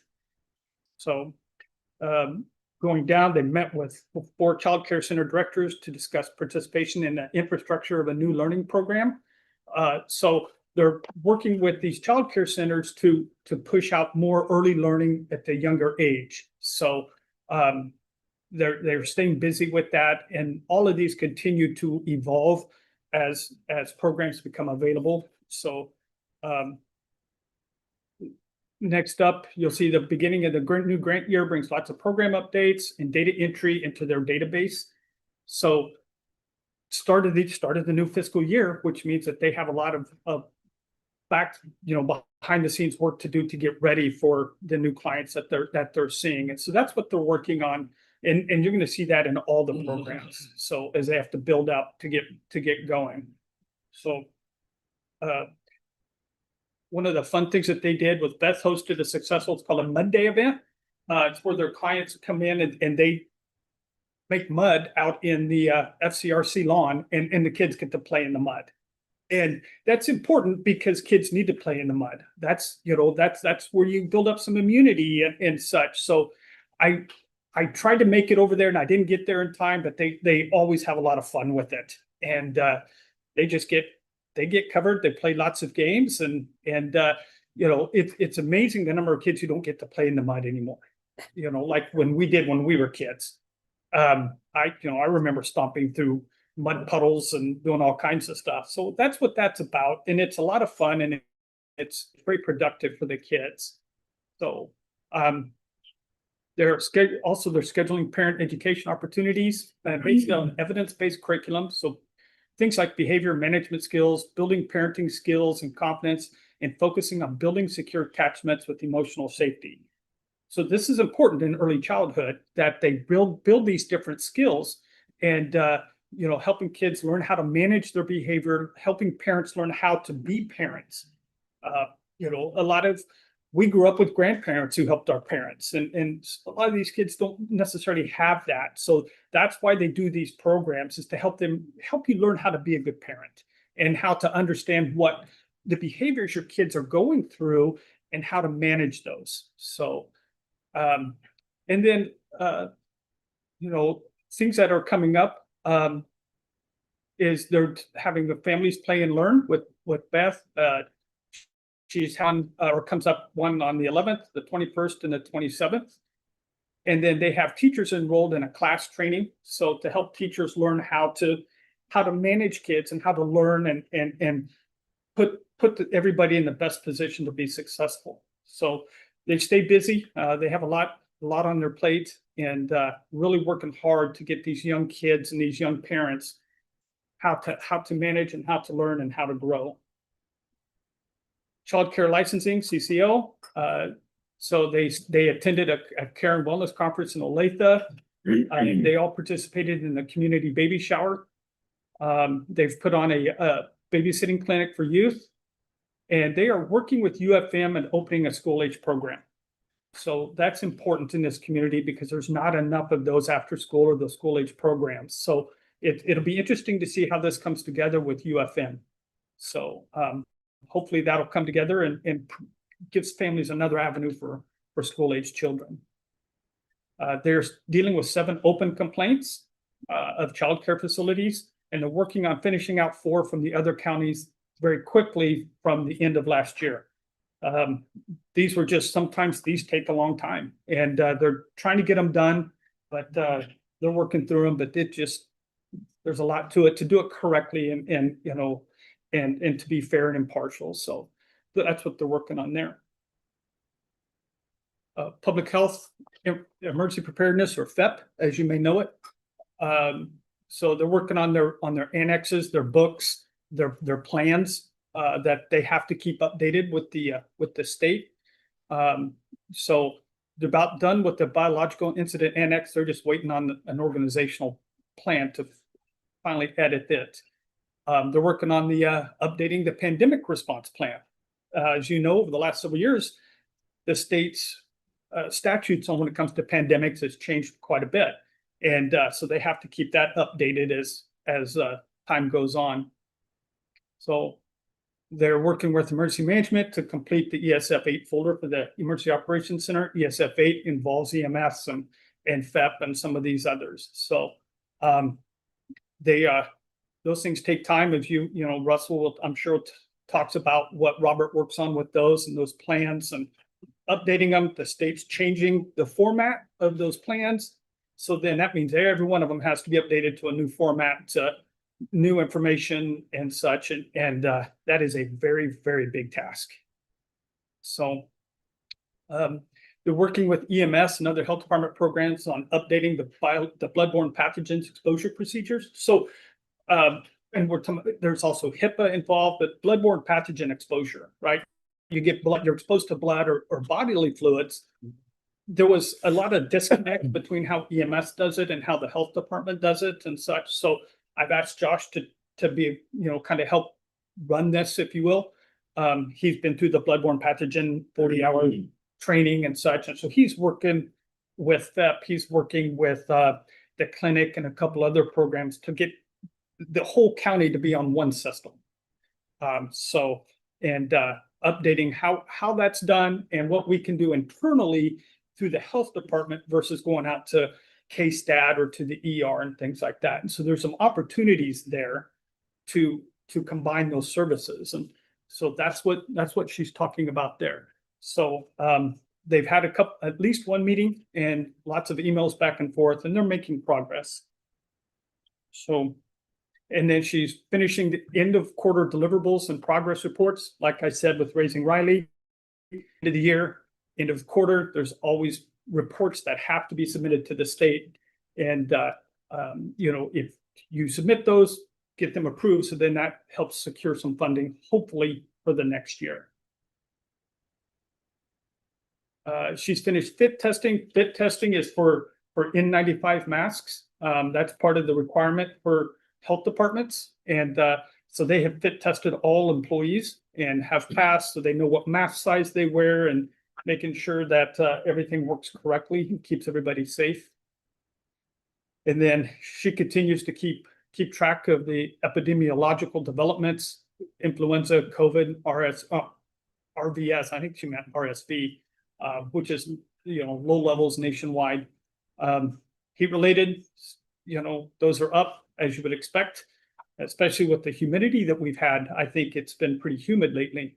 So, and then, she's keeping track of the hantavirus and Ebola because it is a thing in Africa and trying to keep it there, but the country is very involved in that because we want to make sure that Ebola, is so can spread so rapidly if you're not careful. So World Cup is almost complete, no major issues. They're tracking people coming in from the different countries, but appears to be doing okay. She has 2 CMS exercise coming up. Started working on the tabletop exercise, and that exercise will occur sometime in October. So the clinic, business as usual. They continue to provide services to walk-in and or scheduled appointments, including well women exams, contraceptives, STI, STD testing and treatment, immunizations, TB skin tests, things of that nature. They continue to conduct communicable disease investigation and contact tracing. That is a state mandated position that we have to have. And it's been interesting to talk to Deb and kind of watch and see what she goes through for that. And there's a lot of work involved. Clinic is going to participate in the Everybody Counts on August 1st. And that is to get out there and let people know about, that they have to have the immunizations for school-age kids and where they can go to get them, and try to get them signed up so that they get their immunizations before the school year starts. And then they're having a back-to-school immunization clinic right after the start of the school year, because there's always some that you miss, in the schools saying we got to get these done. So they're going to be there as well to try and kind of help facilitate that. They're going to be at the Employee Day on October 12th to offer influenza vaccines for county employees. That is something that has been a big hit in the past, for county staff. They can just get it while they're there. So their new clinic nurses joined on July 6th and has begun orientation. We have an employee who's out just had her baby, and a little earlier than expected, but everybody's doing well. So we welcomed the baby with Mallory and her family. The EHR, the electronic health record, that has been a topic for quite some time. Staff are as ready as they can be. Kayla and her team have done a tremendous job, especially Kayla Mathis, who's our temporary lead. She has worked day and night, every day of the week, to get up to speed on what this program is, because she really was not part of that transition. But I'm very, very proud of her and the work that her and all of her team done, because she was drinking from a fire hose for a long time, and they're as ready as they can be. I'm involved in all the emails with Patagonia back and forth. Corey and his team at IT, they're ready for when we do this transition to migrate information over for us and to convert it so we can use that information. We know there's going to be some refinements. They always are when you update a new EHR. EMS, we're looking at a new one here coming up in the next year, but we got to wait till we have that bandwidth, because there's just so many moving parts that you cannot prepare for everything, no matter how hard you try. Maternal child health, they're the ones who were the facilitators of the community baby shower. They had 124 families and 248 attendees overall. It was a fantastic event. They had quite a few vendors, and it was a lot of fun. I was involved in the loading of pack and place in vehicles, and everybody that received pack plates, they were so thankful. And every single one of them said, "Thank you very much." It makes a difference for these families that they have something that they can take the kids out into the yard, or a place for them to sleep, to take a nap maybe in the day, so they can be out with the family instead of being in a bed in another room, things like that. But it was a lot of fun. I learned a lot. And the survey comments were very, very good, very complimentary.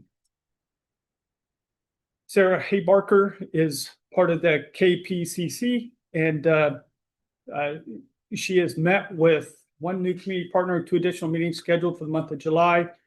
The position is going to continue to be funded, but at a lower amount in the future. We don't know what that number is.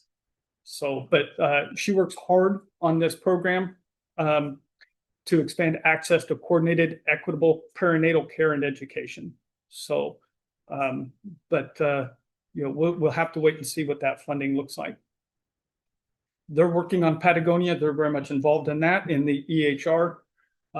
They have some mock cases. They're going through trying to answer questions for their staff and what changes they need to make to the system if they can, so that when they transfer over to it as smooth as they can, just like the clinic is doing.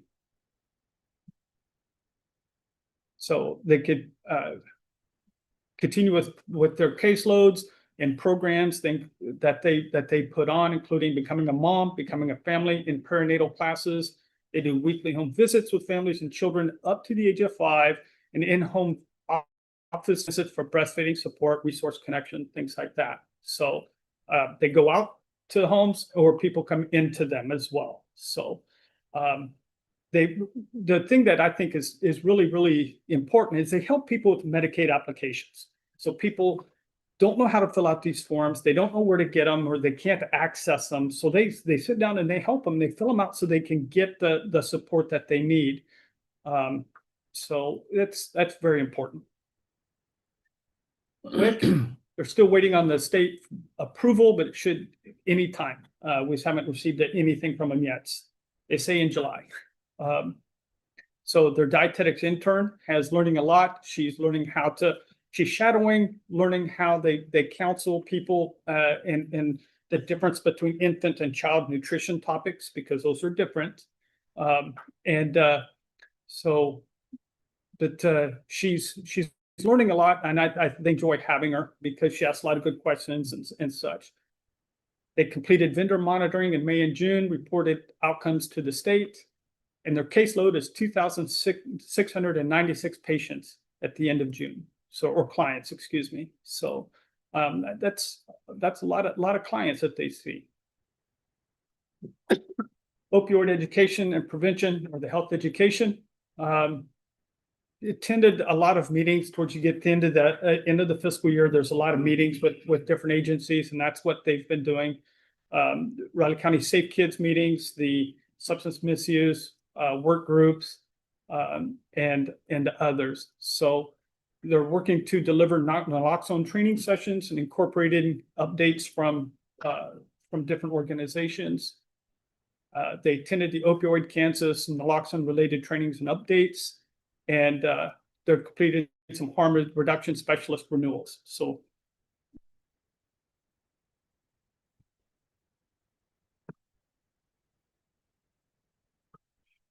when we had the community baby shower, one of the big things that they were there for that they participated in was prevention and harm reduction resources for families, but also the safe medication storage, naloxone awareness, overdose preventive resources. So they were there to let families know, hey, you got to be thinking about your medication and how are you going to lock them up so to keep your kids safe. We see it at EMS where kids get into a bottle, of sleeping pills or whatever. It's common and it is a problem. So I really enjoy this program. I think it makes a lot of sense, and it helps families and grandparents, because you don't think about that. A lot of grandparents take a lot of medications, and reminding grandparents now if they have a small child around, that you've got to lock those up. So they haven't had kids in the house for 20 years, and they don't think about those things. So it helps them kind of remind them that they have to do it. So any questions, commissioners? All right, thank you. Commissioner, your budget plan with Brittany at 10:30. Go ahead and make a motion that we recess as the Board of County Health and reconvene as the Board of County Commission. Sorry. Second. Seconded to recess as the Board of Health and reconvene as the Board of County Commissioners. All in favor? Aye. Aye. Okay.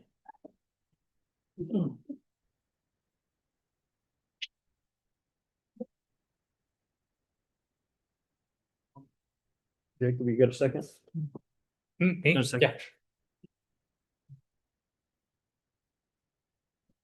Yeah.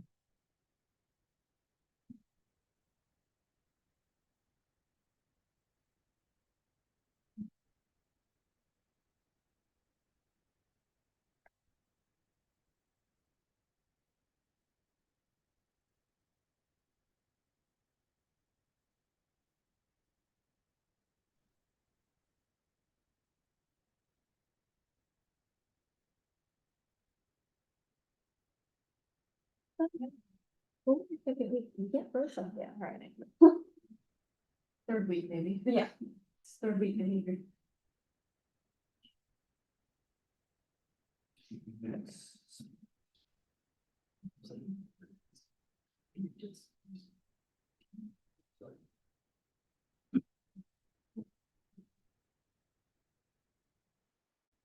Yeah. They do. They have a lot of such, they do. That's good that they have one of these, because now it's take up the phone.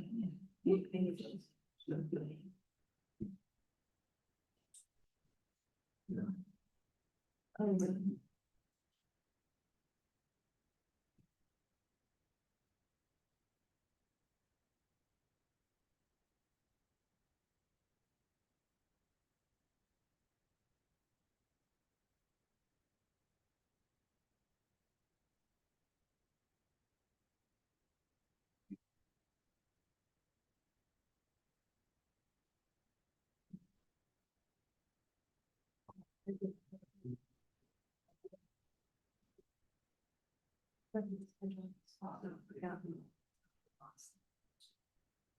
That's why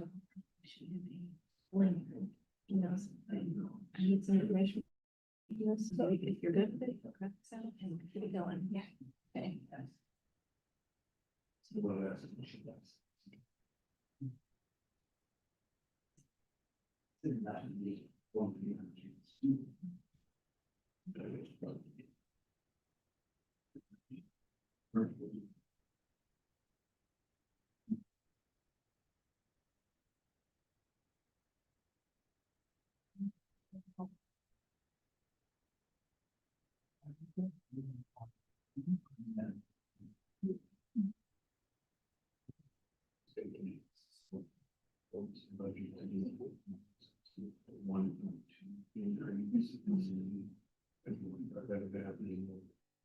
But if you look around, it looks like it just over.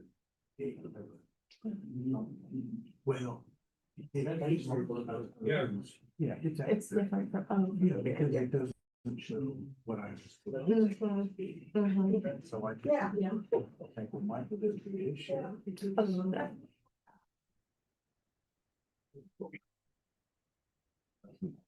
Yeah, I'll make it. It shows.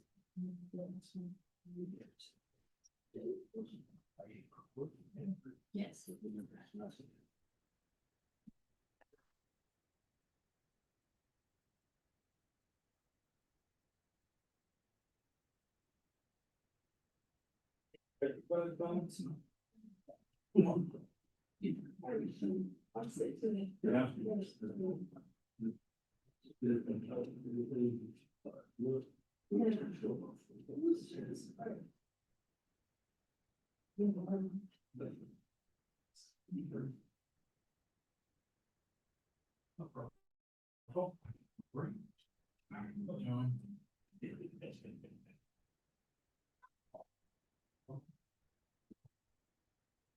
What you would say.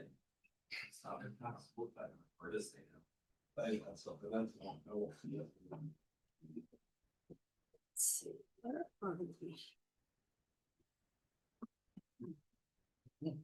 want to ban me, Brittany. Yeah. Oh.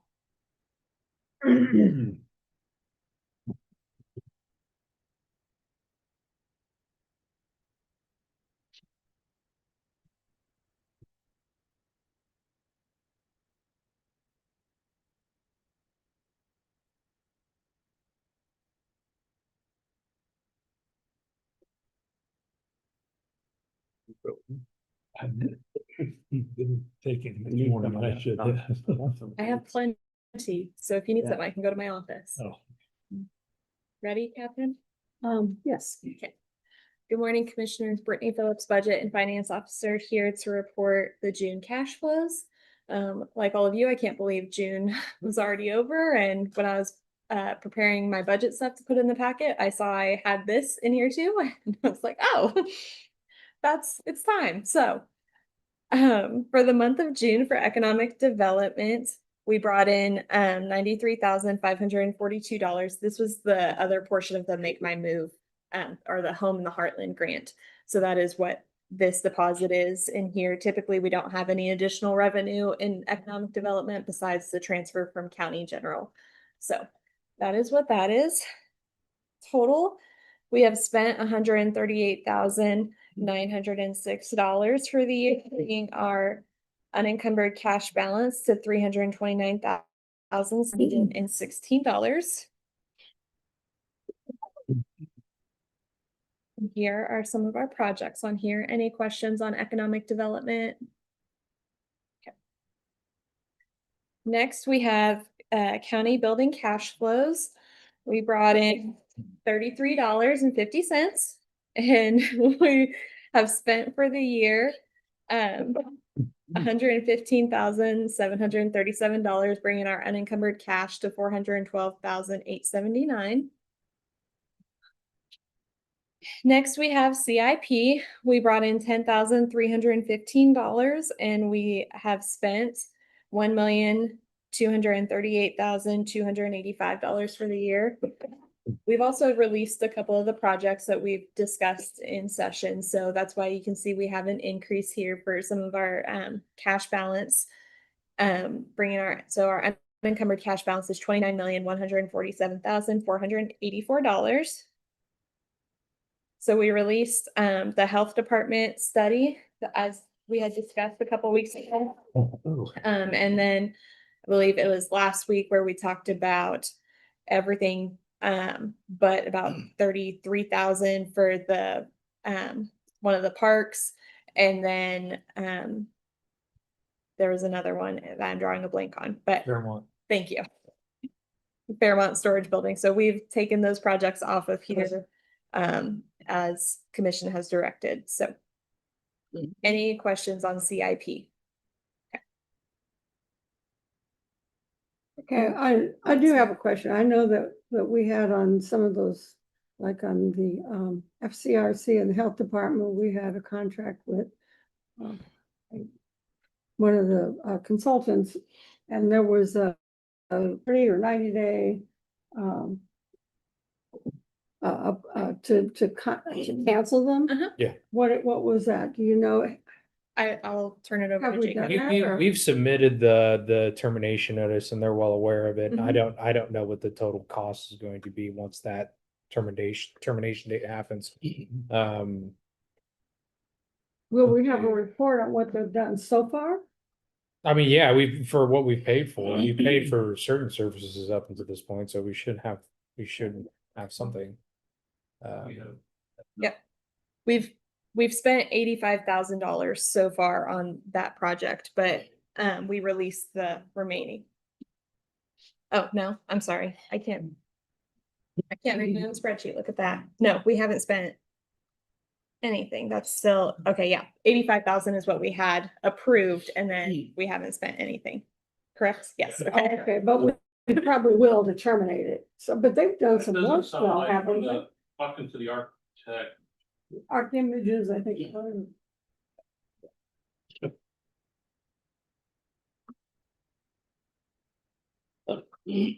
When David and I talked to him about doing that or canceling it, he didn't indicate that there was going to be any cost to that. They only came out one time to meet with staff to kind of get started, but they hadn't done any work to it yet. Well, they did meet with some people. and Well, you stuff. were in that meeting, so it was that one is the only time he met. They haven't, we were getting scheduled to come out and meet with staff. When everything happened, and so we put that on hold and they never came out. Yeah, and just so you were, termination notice was sent out June 29th. with the final date being July 30th. Okay, thank you.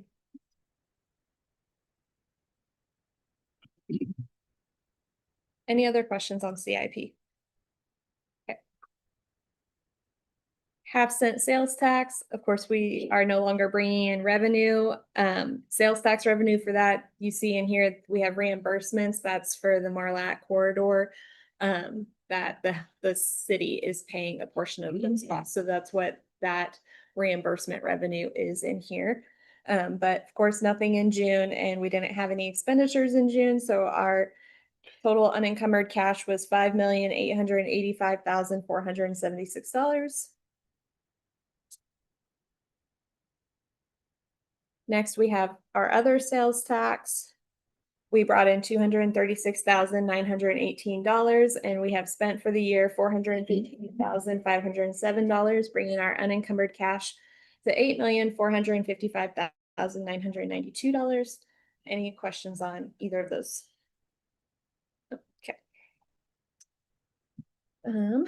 Next, I just have the running project list for ARPA. You all know that emergency management and fire have moved into that new building that we've been paying out of this. I'm sure we'll have some more bills that trickle in as we finish paying off those expenditures. But that was, besides Keats, was the major project that we had. And these funds have to be spent by the end of this year. And at this point, we are just spending interest money, so we are good. So, yes. Yeah. So I still, we do quarterly reports, and so I have a quarterly report on this that's due at the end of this month. So that sent in sometime next week, just showing we've spent all of the 14 million that was awarded to us. Any questions on ARPA? I saw here somewhere the ambulance from the North County ambulance, you're still carrying that over. There was a credit on there. Oh, is it still on there? It's on it, but it shows it underran, but Yeah. it says to be, the mark This one? is to be billed or something, which I know it's not. Oh, okay. Yeah. Yeah, at this point, another project has spent that money, so Needs That to is more ended. be zeroed out or something. yeah, I'll take those amounts off of there. We've taken it off a couple, but I've missed some, so. Yeah, we talked about it, I think it was your last presentation. Yeah, I did take it off some, I just missed some, so I apologize for Okay. that, but we'll get it fixed. Now, but we've spent that money on other projects. Yes. Yeah, so it's not just sitting out there. Sitting Yeah, out there no. and we have to give it back. No, ma'am. Okay, good. We've spent all the money, so now we're just spending the interest money at this point. Any other questions? Okay, thank you. Next, Commissioner Russell Stuckey at 10:40.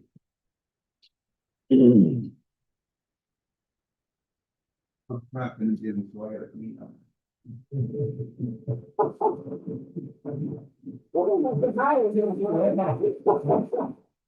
My apologies. I was just saying, we're gonna have to hire you. I guess I, this next year, maybe I participate in Mud Day. Yeah, how much you got on money today too? I have a pair of shoes or something. Good. Pay more attention. Yeah, I got in the mud this morning too. Yeah.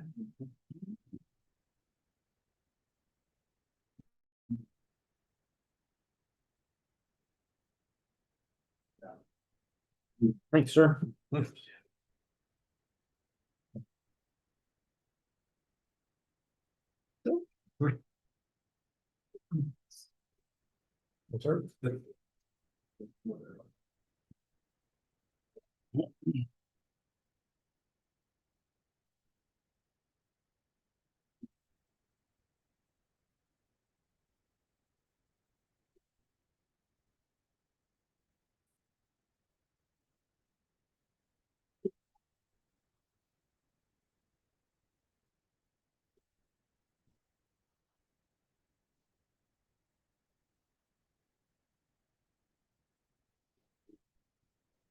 Yes, sir.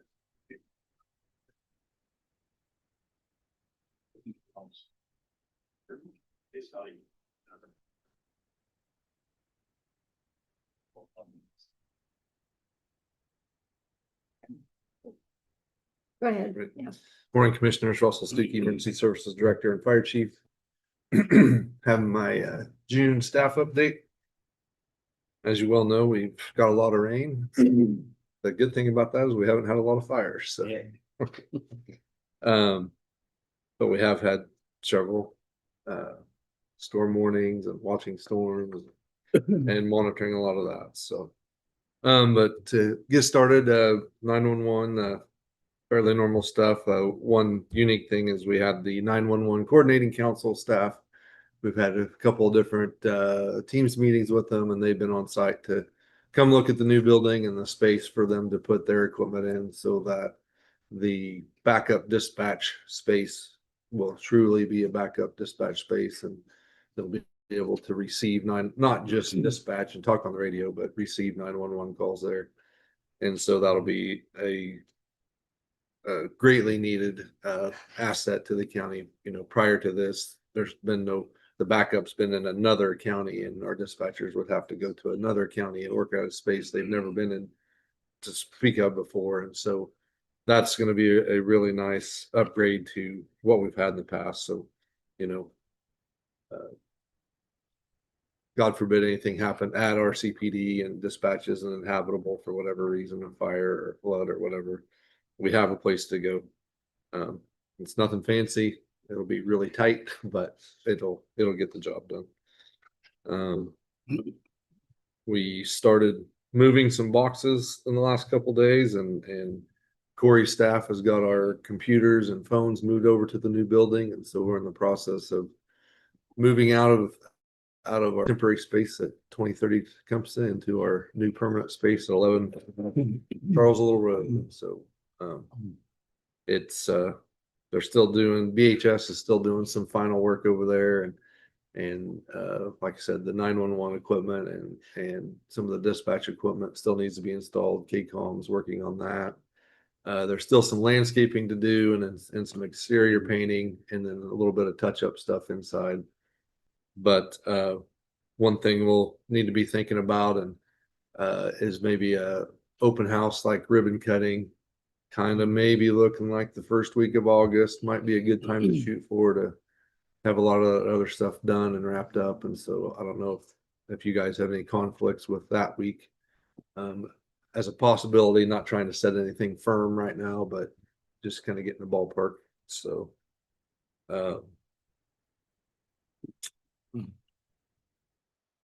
August 4th, election day. Yeah, that would probably not be a very good. More conflict. That's So yeah, we will avoid that day. Still working with our radio vendor. We have some questions about our maintenance our maintenance agreement and some specific things in that, but we're still waiting on answers from them. Staff attended and participated in the annual active violence exercises that the EMS and Manhattan Fire and RCPD and school district staff do every summer here in Manhattan, and rotate around from one school to the next different years. As you probably know, we had some issues with a couple of sirens. We've got those fixed, but one note for future discussions is, you know, with budget concerns and all that, those sirens are expensive and some of them are old. So don't be surprised if over the next year or two, staff comes to you, not me, but my replacement, and says, hey, there's a siren, it needs replaced. It may cost $30,000 to $50,000, but it is old technology. You know, David may be coming and saying, do we really want to replace it, or do we rely on, you know, the more modern stuff, the Everbridge notifications and different things? That's a decision that very in question that maybe you may be faced with over the next year to 5 years, and something to be thinking about.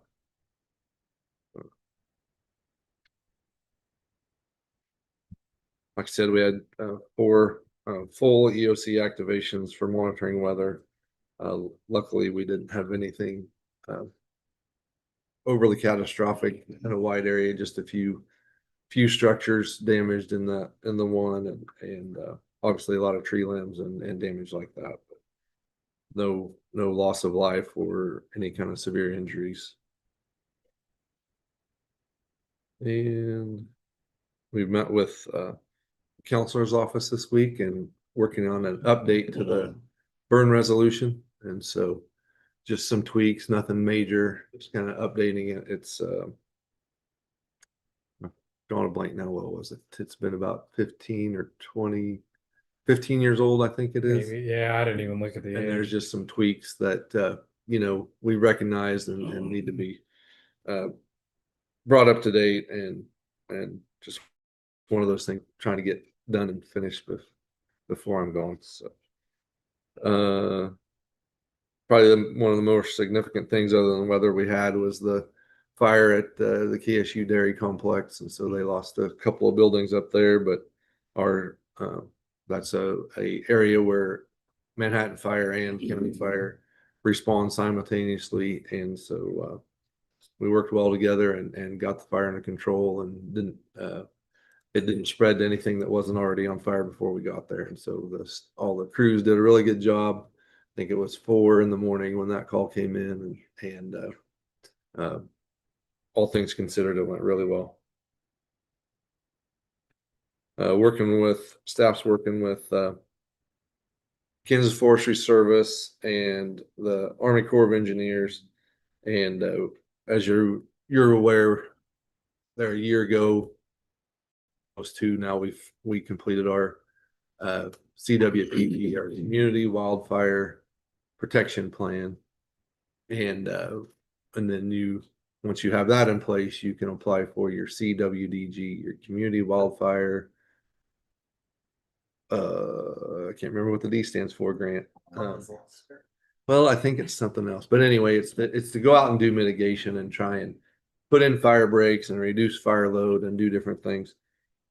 And so Forestry Service is kind of ramping up, and I think they got some money to spend, and so you'll probably be hearing a little more about maybe some activity out around the lake and doing like whether it be fire breaks, maybe work, and we're going to bring Public Works in on the conversation.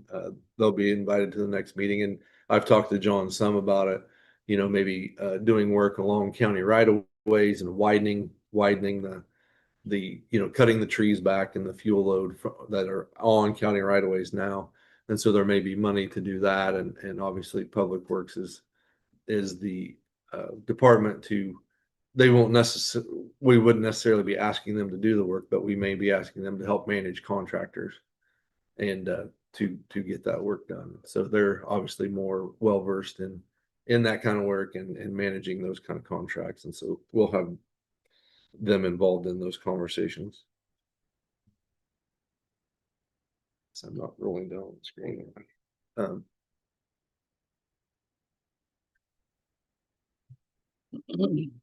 And you can see our applicants screen caught up. Pretty standard. We've been ticking up fairly regular, that active members, a year ago at this time, I think it was around 127, give or take. And so we're going the right direction in that. But as you well know, other than maybe election workers, I think this is the biggest pool of employees that we have. And so it's constant with students and military in particular. People are, as you see, coming across your desk constantly in and out, but we are moving the right direction instead of the wrong direction, which we were for a while. So that's a good thing. We did take possession of the surplus vehicle from forestry, a military truck, a 5-ton truck. And with the building and everything, Doug hasn't had a chance to work on it yet. We ran it through the shop, and John's folks have went through the fluids and checked things out as far as brakes and all that kind of stuff. But here, once we get settled into the new building and get done moving everything. That'll be one of Doug's projects, is to take the old, I think it's a 1960 military deuce and a half or 5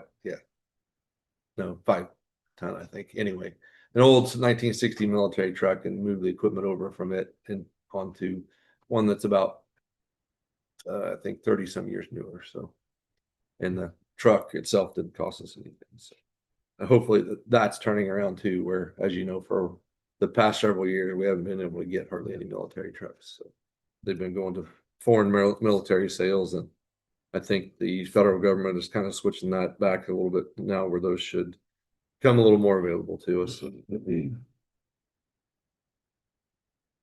of course, we've with the 4th of July, we've had Jake's been out doing inspections of fireworks stands in the outlying towns and locations. And luckily, again, with the rain, we didn't really have much of a fire load call on fireworks and starting fires. So that was a really good thing too. And you have the run reports. It's two-sided, if you didn't notice, for each station and then the department as a whole. I think that's all I have. Do you have any questions for me? When you talk about fire breaks, how wide of a path do you have to make to mean that? Seems like those cedars can Right. jump a mile. It can never be wide enough. And so I think some of their targets, and it depends on terrain. Is it flat ground? Is it steep? And so it varies greatly. I think, if you can't get it at least 60 to 80 feet, you're probably not gaining a whole lot. Anything is better than nothing, but there's not a set distance. So it varies quite a bit. I know when those things catch, they blow away. So. Oh yeah. Yeah, they can, in the right wind conditions, those embers can blow half a mile or even a mile in some really crazy conditions. So there's no, like I said, there's no set number, but I think, you want to get that 60 to 80 feet at a minimum, or it's probably not worth it. Like a nice wide road, wide right of way, clear back to the edges of the right of way, not just to the ditch, and then the trees are hanging over the top, and it may look cool for a picture or whatever, but it's not good for stopping fire spread. Any other questions? Thanks. Dave Lewis, Lance Sharp at 10:55. Was Lance? That's Dave. It's great. Yeah, better. Are you saying better? Did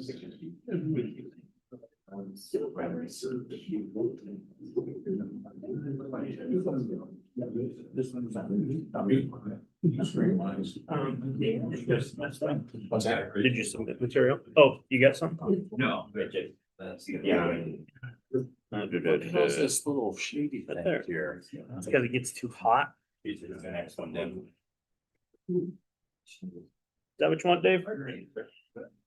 Just scroll down right there. It's not touch screen. It's not a touch screen. Just watching. Yeah. So, okay. Just the mouse.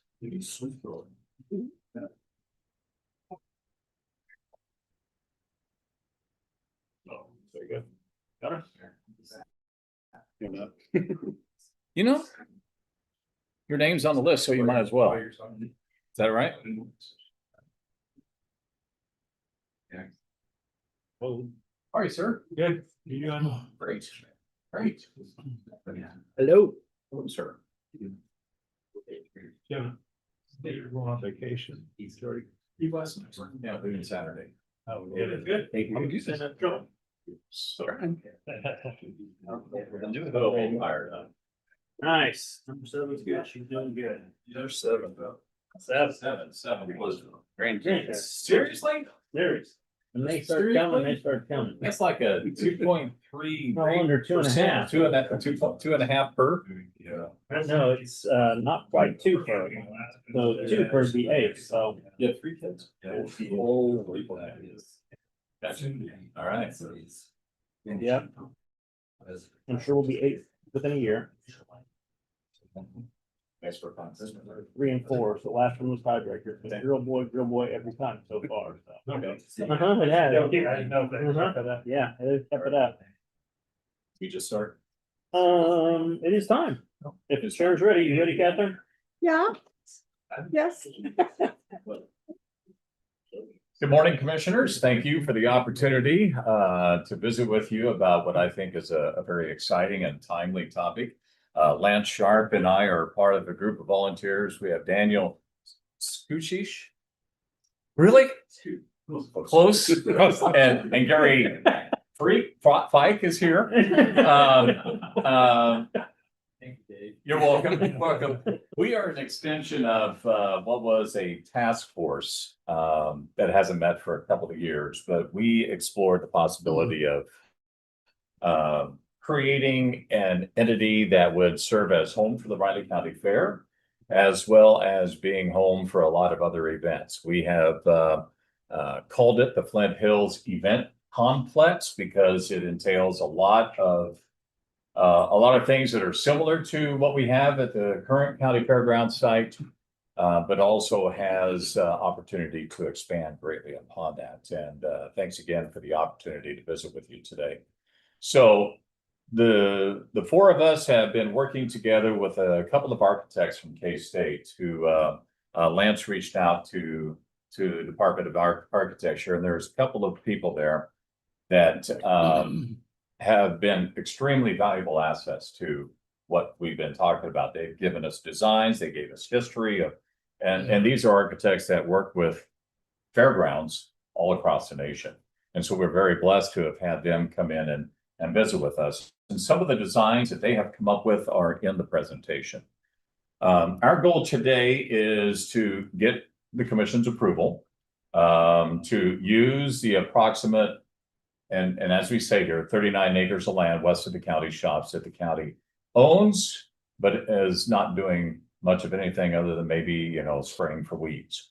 So we would like to get your approval to move forward with this project. So this is just an overview of what that land is. As you can see, about 39 acres in total there that we would like to utilize for all the different facilities that would make up fairgrounds, show arenas, a new home for Kaw Valley Rodeo. A lot of different opportunities exist with this project. So this is just a brief listing, and I believe that you have all had a chance to see this. So this is what is currently utilized or current events that happen out at Seco Park, and many of these are at Pottorff Hall, which I think it's very well established that Pottorff Hall is no longer an effective place to host events and do a lot of things for a lot of different reasons. But we think that what we're trying to put together here expands this dramatically. So here is just kind of a brief overview of the current Seco Park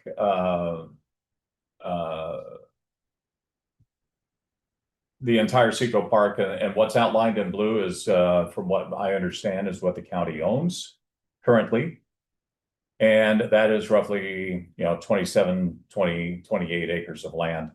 And so, moving out to the county shop site would expand the space dramatically. So here's some of the things, talked about Pottorff Hall and how they need major repairs, if not just blown up.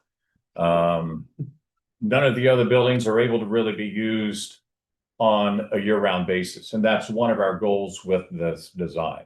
With regards to the county fair, and these are all very important. The rodeo wants to be able to grow. They have goals of becoming a top 5 rodeo in the state.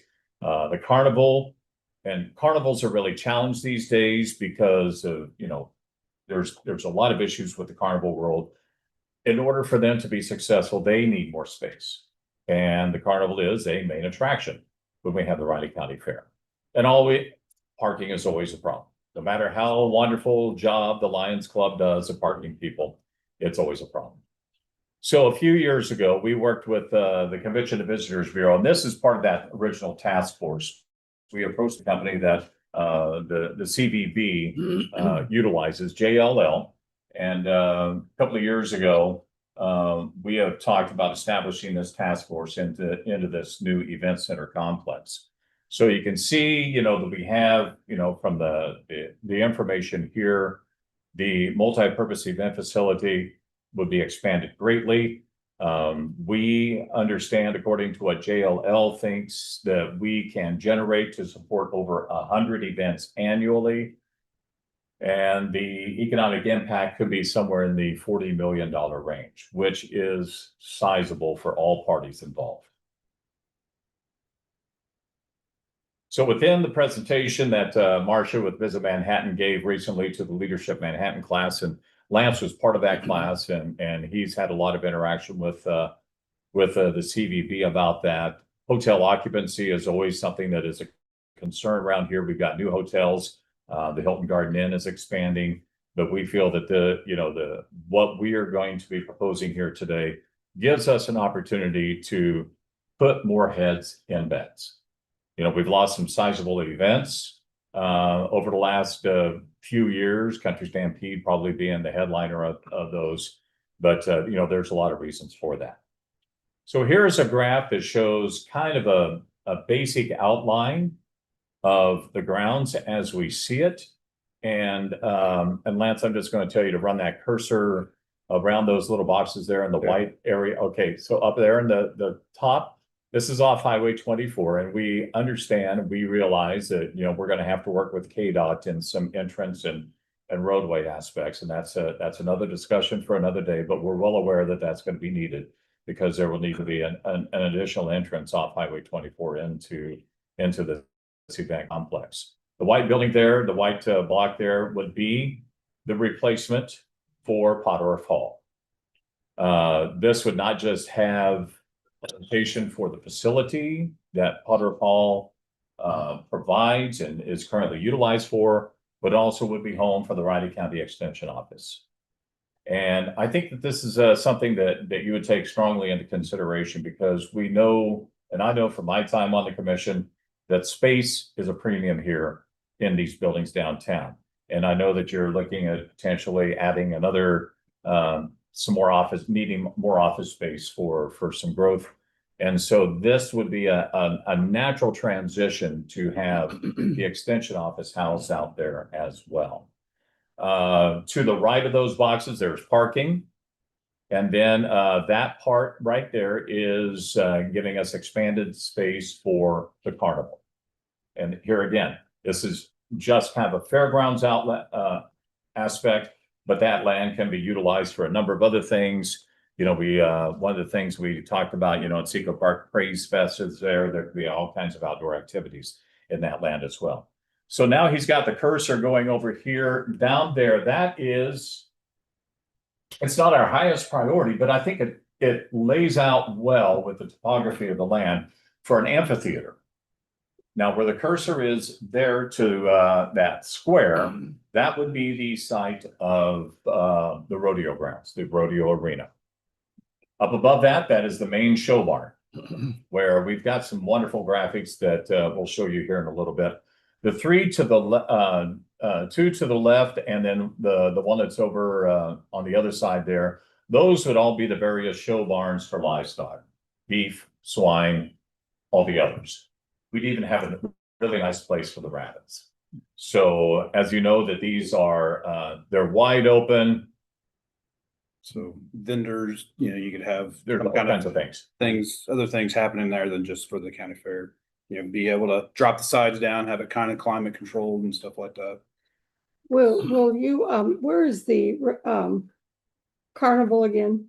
This big area here is just all grass, Okay, just a flat area that's what we were basically proposing as a bigger area than what they have square feet wise for the carnival. okay. And please bear in mind, this is just a proposal there. Okay. We have nothing Okay. set, but these are some ideas that these architects came up with, and we think that they're pretty good ideas. And you can see also, there's a lot of parking The one there, that's up, toward the right, just above your cursor right there, that is designed for RVs and trailers, so they would have the hookups that they need. But, it does provide for ample parking. So here's just another graphic that just kind of outlines everything. And I don't know that there's really much else on there that we need to show. But we do have some designs from our architect group that would give us an idea of what this would look like. And we want this to be very appealing, with a lot of construction. So this is a concept that would be the main show barn. It would be bigger. You will notice that we have light diffusing panels, basically all around. It is open aired. But the one thing about this structure, and this is consistent with the other building, is that they do have the potential at some point to become enclosed. And that allows us to be a year-round facility. So here, we've got the goat, sheep barn, swine. You can see that there's a lot of walkways here within this lineup. We all know that currently, you try to walk around the fairgrounds now, you are dodging people. And, I have had more than one opportunity to wear some barbecue sauce from somebody else's plate. And, this I think would be just this would just be so appealing to so many people, not just for the Riley County Fair, but for the other events that we have. And another aspect was to match the county shop buildings that are already up there, kind of design wise, color and stuff. So it all seems seamless from one location to the other. So here, just some images of what, it would look like, the fairgrounds in the open sky. I think it would just be absolutely gorgeous. One other thing that I've been asked a number of times, what about, proximity to town? When the fairgrounds was first established in Seco Park in roughly 1960, that was outside of town. It's not anymore. This is 5-minute drive from the current fairground location. Here again, some more. I think that this just has a tremendous amount of charm. You look at that lighted pavilion right there, and it just has so much exciting opportunity to be an attractive place. And I think that this will not just increase attendance for the fair, but for everything else that we have. This is going to be as forward-thinking as any type of event facility that really caters mostly to the agricultural world and anything anywhere close to us in Kansas. Here again, some other views of a Ferris wheel and other things. So here we get down into some of the numbers, because that's always very important. We have somewhere in the neighborhood of a $20 million estimate of the entire project. Now, we've talked with Public Works about the possibility of county staff and crew and equipment to prepare the grounds. Now, we have somewhere in the neighborhood of $4 million on there for for the groundwork that needs to be done. We feel that can be a tremendous savings if the county were to be able to create this landscape for the construction of these facilities and also for parking and everything else that we need. But the big ticket items there are the show pavilion, because it's going to be rather large. The extension office and exhibition hall, those are the big ticket items there. And I believe, John, we're adequate on infrastructure with regards to water, sewer, and electricity out there to run much of what we need to do. Just say yes. Yeah, that's what's my question, Hopefully. like water and. Yeah. Okay. And that's something that's important. Thank you. I'm calling you out on the spot, but we had a little visit with John about this, so I'm sorry. I was waiting. Okay. Water and electricity, we should be okay. With the new water tower going up, rural water district, we would hope there'd be enough water for that. Sewer may be a little bit of a challenge, but if it's not large enough, we could probably tie into our system that flows into the city. What about like doing like a small lagoon system or something like that, would that, rather than tying into the city? Is there space for that, or is it? There's probably space up there for that in their design. But if we could take it away, it would be better. Yeah. Quick question. Has there been any discussions regarding that travel easement? To the gentleman's property that's right adjacent? Not yet. Okay. Not at this point. We had, I think I did speak to it with the group there before, that we will have to make some arrangements, or they will. We have to reroute them somehow to get Yeah. back to their. Okay. Do you, Thank you, sir. Any other questions for John? no, yeah. Right now, it's kind of an isolated spot where we need to put up some fences between our property and theirs, because then there's people wandering around out there. Usually, I mean, like I say, you don't have any traffic out. County shop is already fenced. Oh, The whole area is fenced, so if we were to add fence, it'd just be fencing around the fairgrounds area. yeah, okay. And then maybe, That's right, yeah, there is fence. we may need to do that just to kind of protect the neighbor. We have talked that it would be kind of like in maybe long-term plans, if that's tract of land, would be something that we might be interested in purchasing to expand facilities if, you know, this is a way down the road thing. But I think that the potential is there. So. Thank you, John. Any questions on the financial aspect? Okay, so we're gonna go into now probably some of the nitty-gritty stuff here with the perspective that you as commissioners have, and I know you're in the budgetary world right now. And I think that this is gonna be something that you will be hopefully supportive of. So one of the things that we want to be able to do is set up a foundation with the GMCF. And this will be our arm to handle the private donations and other funds that may come in. The possibility of selling the county's portion of Seco Park, at least that it is utilized for the fairgrounds.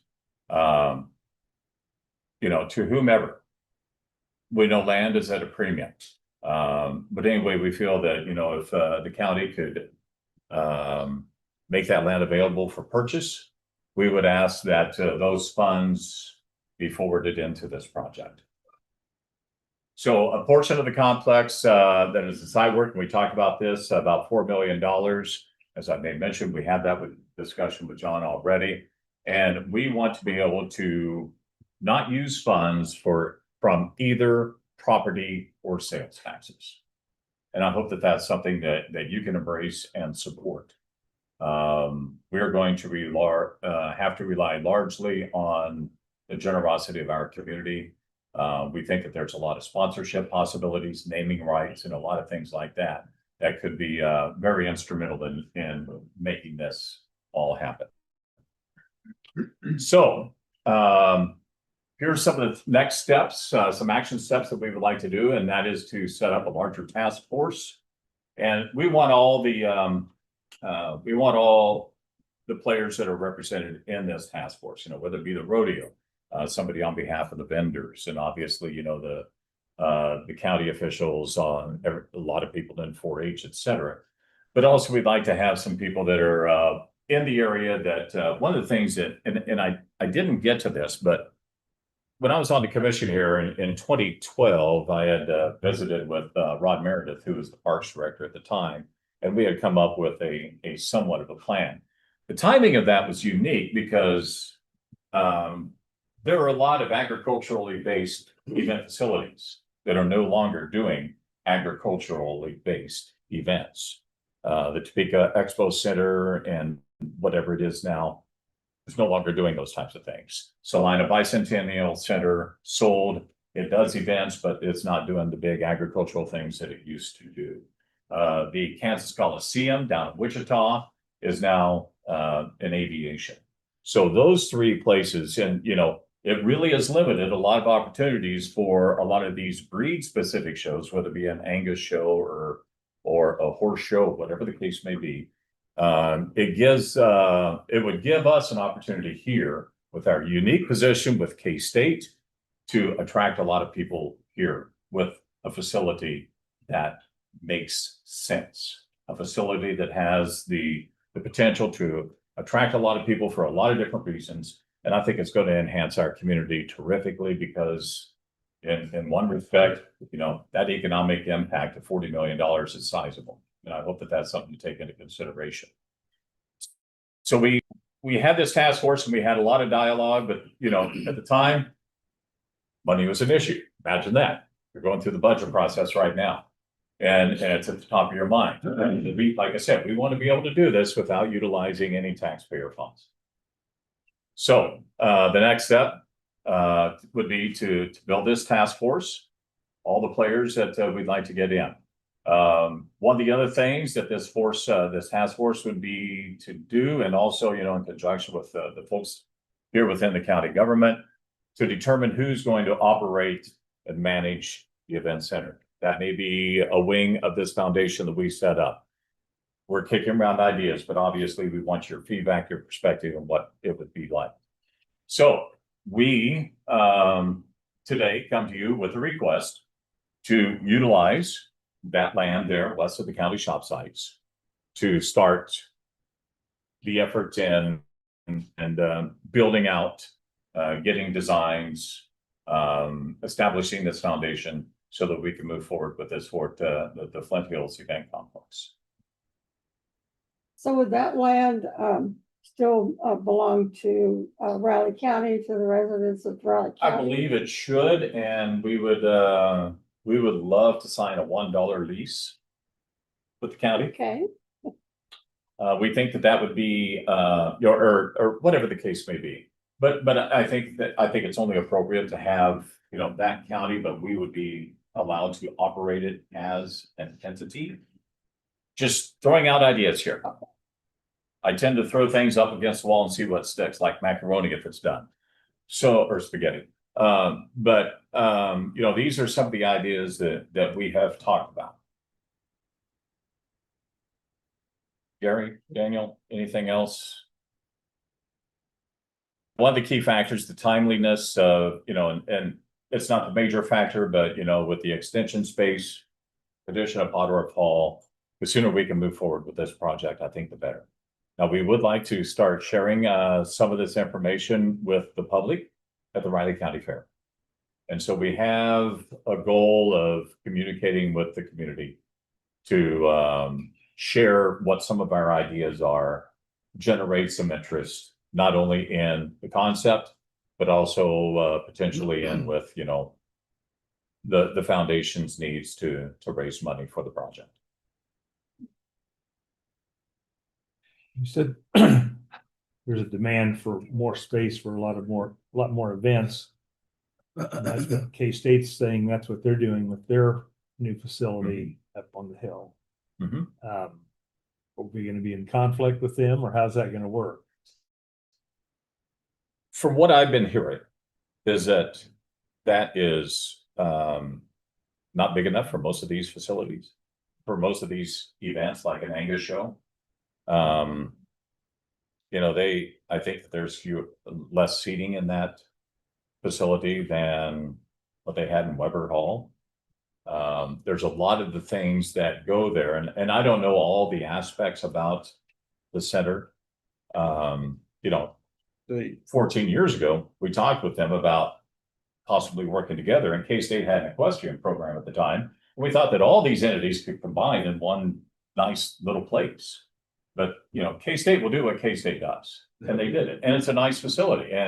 But they're utilizing it mostly for educational purposes. From what I understand, they got a great, you know, place for, you know, home place for their rodeo. I don't know that their utilization of that is going to be much different than what Weber Hall was.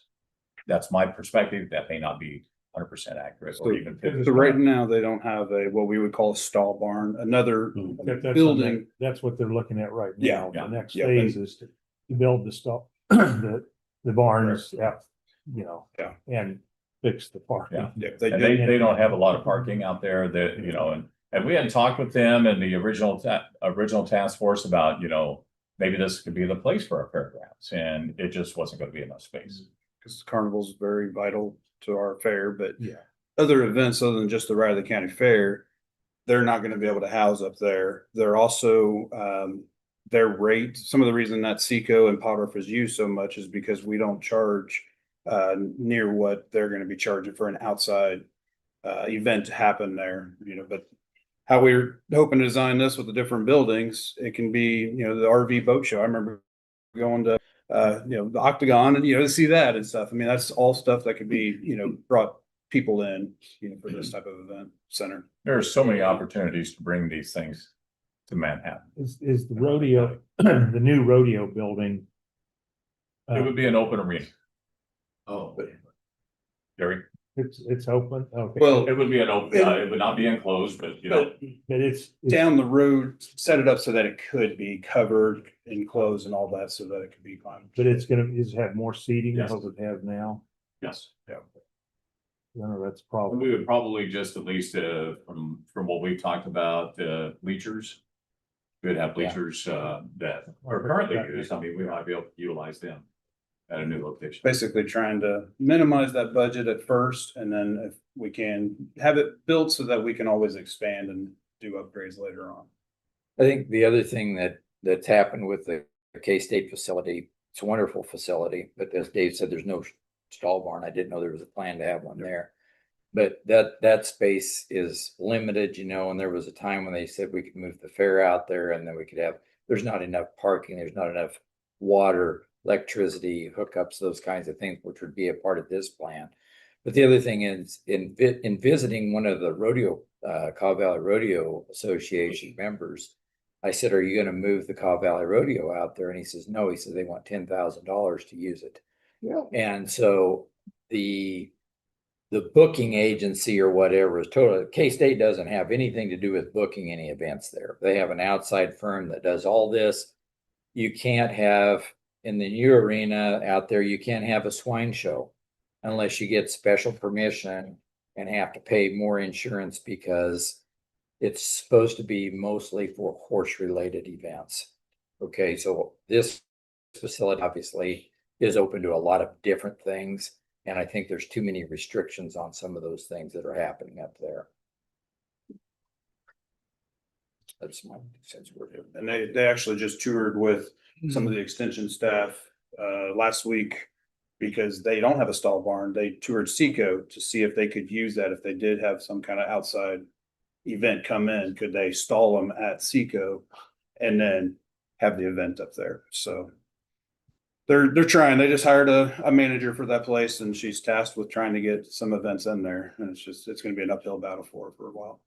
Like I said, I've heard from one place saying, oh, they want to have events all the time, and then the school of ag says, we've got stuff, we can use it all the time.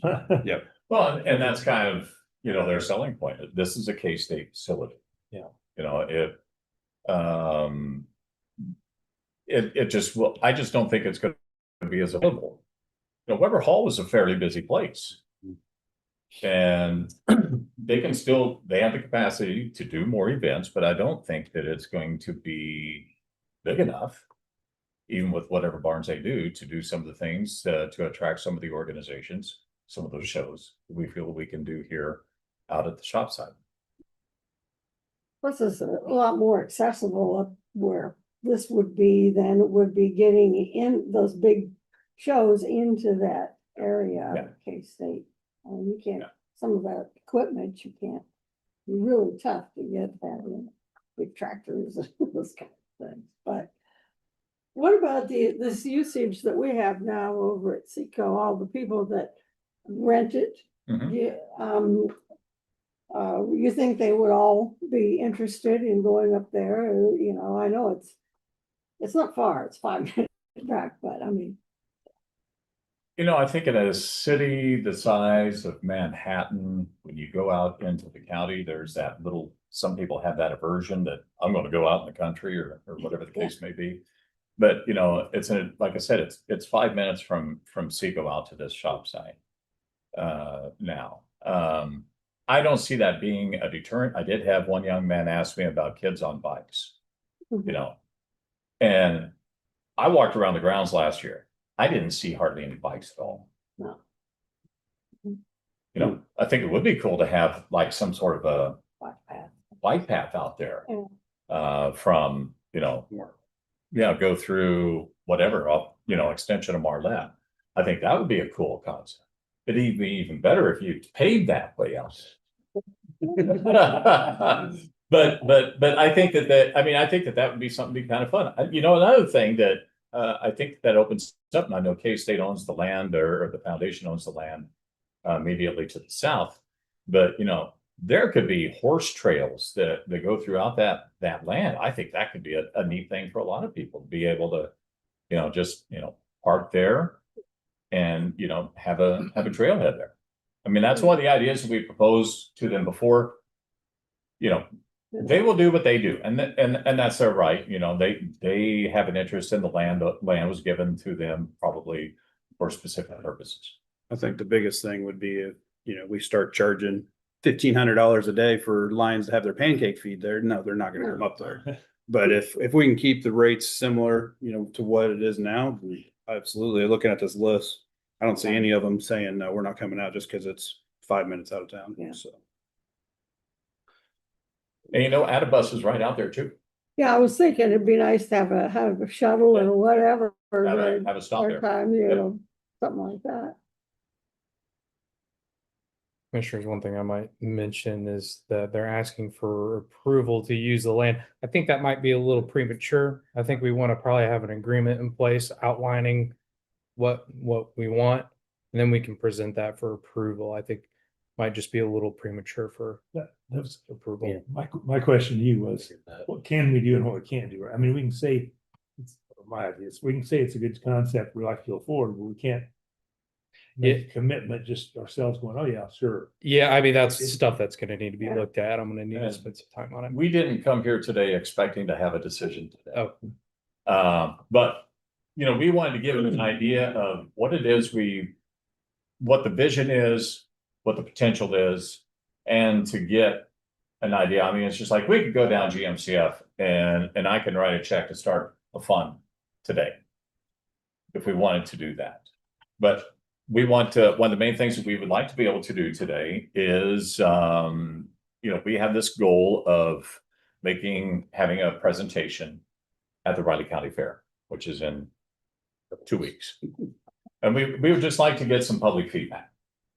And, you know, to have, you know, maybe, you know, an exploratory yes from you would allow us to do that. And I think that would be, is that something that I saw your look. I would probably phrase maybe like intent to approve. Okay, sure. There you go. Well, you can be our wordsmith. I appreciate that. You're good with that, apparently. I haven't met you yet, but I'm liking it so far. But to be able to make some presentations, to have some information out there, I think would be beneficial for all of us, all the players to be, you know, not just for, you know, this little ad hoc group that we have, but also for, you know, the feedback that we get, you know, to provide to you the next time we have a chance to visit. Well, I mean, overall, I like the concept, but again, we wouldn't want to commit to it because you're saying, oh, design and all this stuff. Sure. It's gonna take a while to get some money. We understand that. To even do that. Yeah. You're not just gonna write a check, Commissioner? You're not today? I've got your phone number. I'll call you tomorrow. Okay. I like the concept too, and you know, maybe if you do, I'm thinking if you have a presentation, you might pick up some people that want to be on. And that's one of our goals, is to be able to show it off to some people that, you know, and say, hey, here's what we want to be able to do.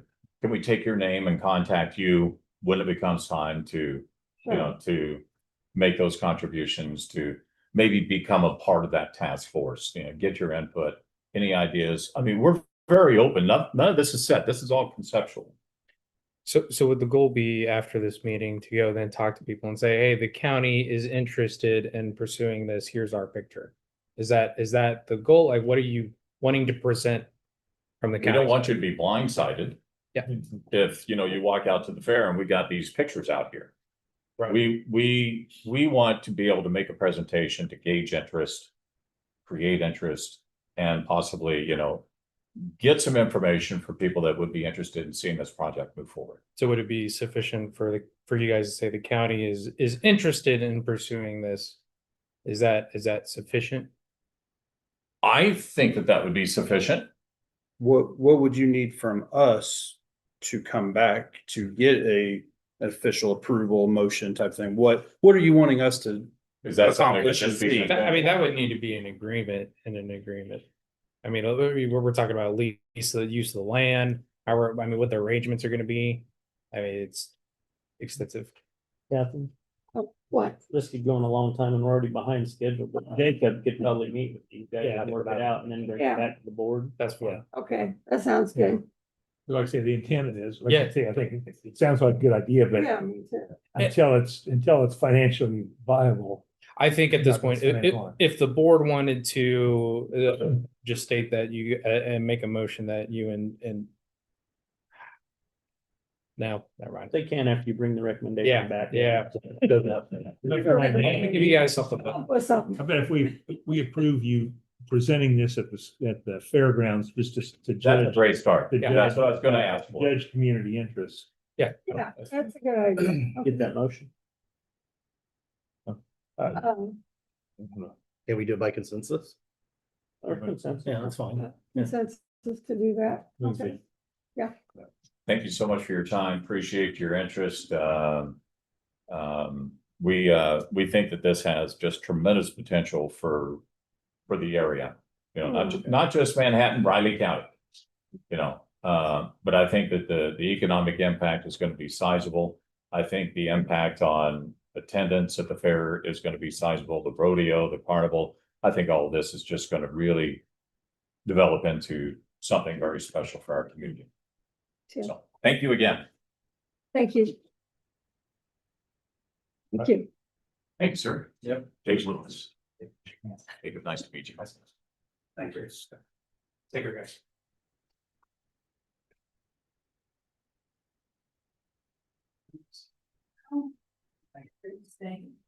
No, I'm not. We had more acreage over here at Seco. But that we do, what he showed us, what he showed is how much the fairgrounds use, it's not how much we have. Yeah, but Stay for that? well, he outlined. You don't wanna stay? There's more of that. than- That's okay. Well, soon enough.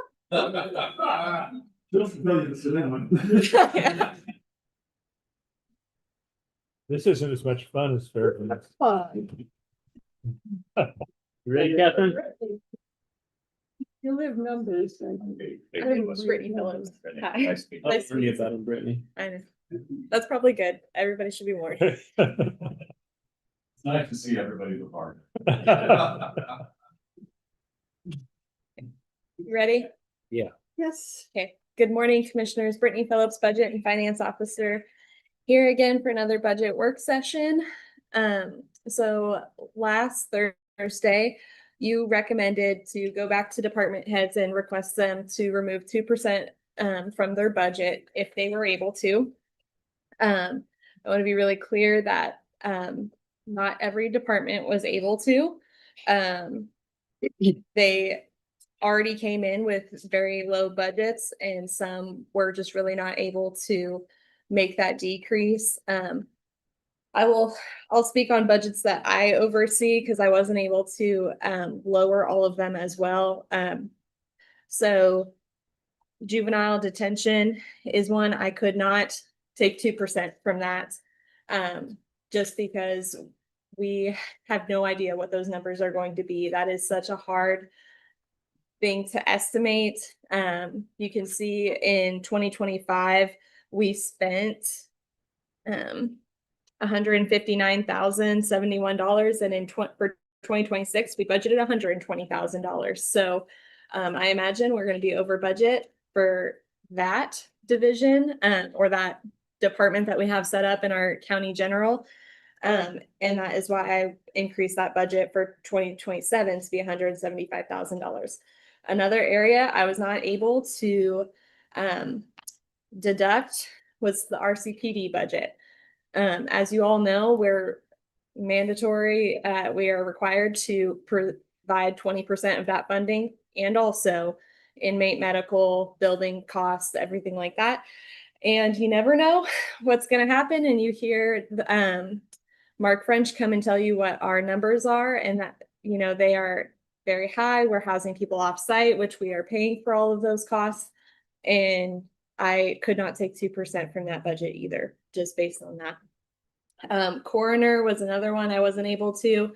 Again, you don't know when people are going to pass away. And so just on some of the budgets that I oversee, those were the areas that I knew for sure I could not take from. Coroner were contractually obligated anyways. Right, but also I'm not just talking about the actual coroner, I'm talking about funeral home expenses and transportation of bodies and stuff like that. So that is an area you can't guess. So And that was a number that they gave you or that we're no, projecting? that's what I am projecting. Okay, the 217,000. Yes. Okay. Yeah, and you can see in 2025, we spent 211,000. So, some departments were able, to take 2%, some took like district court, they could not do the full 2%, they brought it down to flat. Judge Bannister, said he had already kept their budgets relatively low as they could. And they, Kathy was able to reduce what she could, but again, that's another area that we just don't know all the things that they are going to need. So I think all the department heads did the best that they could. And I have a running list on here of who was able to make deductions, or, I oversee your guys' budget, the commissioner's budget, and I was able to reduce some of like the travel line and meals and stuff like that you guys don't utilize as much. So I was able to bring that down. Insurance I brought down a little bit. And then noxious weed. He did say that he could cut the 2%, but this would mean eliminating accepting business waste starting January 1. So that is just something I want the commissioners to be aware of as well. I could not cut full 2% from the health department budget. I was able to cut about $16,000. And David and Elizabeth are working on other things there. So this is where we are at. Well, and I had a comment on the health department. Yes, I mean, we need to get this organized correctly, this time. And, some of these things we won't have for a while, but, so that'll, if we don't, it'll probably take, once we, start advertising for a director, that's going to take 3 or 4 months. Probably that's what the last one took to get one. And then I would say we can put off getting the deputy director until we have that person. But I'd like to have a session where we just work on what we're going to do with that department. Yeah, I'll let David speak to that. Okay. David Adams, interim health department director. We are planning on bringing forward that proposal to you next Thursday. And I won't be here. So when Elizabeth gets back, I know she's on back. PTO and. I talked to her briefly this Okay. weekend. Yep. So, but that's what we're waiting on, is for her to get back, because we have a no work remote policy and such. So, and she's on PTO. But so that was the goal, and then to discuss it then. Okay. But correct, if you do the director and the assistant director, which is my recommendation, and I believe Human Resources recommendation as well, then you would do the director first, and then they would hire their deputy director. Or at least be involved in that Absolutely. hire. Yep, absolutely. I'm just thinking, do you want them to hold it then without you here? Usually. in Not court really. matters like that, or all 3 commissioners are involved in that discussion, reforming a department. Well, yeah, I would rather, I've been planning this for months, so, I'll be back back on the 22nd. So the next meeting is the 23rd. Yeah, I'll be here on the 23rd. I mean, if you guys want to discuss it without me for a while, but really, I'd like to be here on the discussion. I know I'm not a voting member. I have no skin in that game, but I am out the 23rd. I am not here that day. So, just so the board's aware. I just think it's Third all it is. important all three board members are here. Yeah. Push it out to the 23rd. Important matters like that. Yeah. Okay. Yeah, I think, yeah, this, we've had quite a bit of upheaval in the health department for quite a few years. I want to make sure we get it done right. Absolutely. And that's what we've been working on that Yeah. for quite some time now. Mhm. And like I said, I mean, being in the interim role, it's overwhelming. Oh, And, I don't, people realize, the county's had the health department alone for about 12 years now. And 3 of the last 4 directors have not been successful. And the last 5 clinic supervisors have not been successful. And it's not because they were bad people or they were incapable. It's just overwhelming. And there's so much going on. One person can't do it. And then you've got leads who may be a dietitian who's working on grants and finances. And that's not what they do. And so that's why we're going to have that recommendation.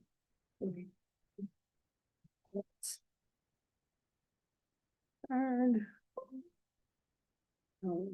23rd. The next meeting after that's the 27th. So do we need Brittany here to do all that or just? I mean, finance, I think it's I organization. think it's organizations, human resources Even HR. and myself, I think. Yep. And I've not. been able- Finances are just whatever you give to when we're done. Right. And I believe those are already so, yes. We could have it the 23rd. Okay. But as far as doing this budget and getting it to the published or whatever, how are we gonna have to publish all this before? Yeah. We ought Yeah. Monday, I think. We have to certify our intent to exceed revenue neutral by July 20th. I have us scheduled for July 13th so that you are here for this to be presented, and that will include the health department reorganization numbers. So just as a reminder to all of you and to the public, that is the highest dollar amount that we can, our highest mill levy that we can do. However, you can always bring it down from there. So if you see the health department reorganization and you see this transfer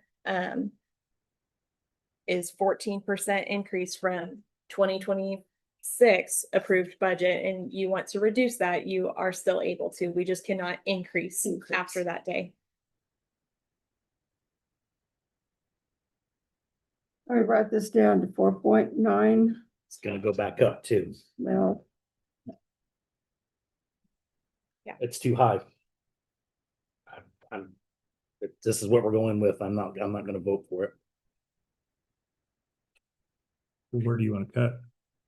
I think we need deeper cuts than 2% at this point in time. I'm sorry. In which departments, like where? All of them. well, they're trying, I know. you know. Cut and out we can appropriations. We reduce need this. some deep cuts here because this isn't gonna work. I'm sorry. Well, we can reduce this if we go ahead and publish this. We can I reduce understand it. that. And I understand what you're saying, and there's a lot that can be done, but I don't know about 2%. I'm not gonna raise the mill levy up over five mils. I'm sorry.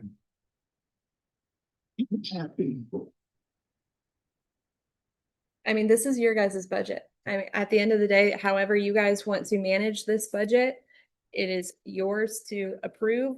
I just present you the information and show you what departments need to function at their current operating level based on what they have said to me or provided to me as the budget and finance officer. And I hear you. I know nobody wants to turn around and increase this by 5 mils. I understand that. So I'm just here presenting the information, and at the end of the day, it's your guys' budget.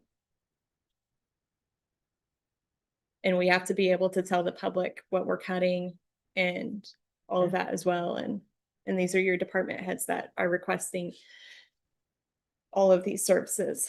So I'm of the opinion that if it's not statutory or not all these services can be deemed essential either, but we can let them go. Get down to bare knuckles.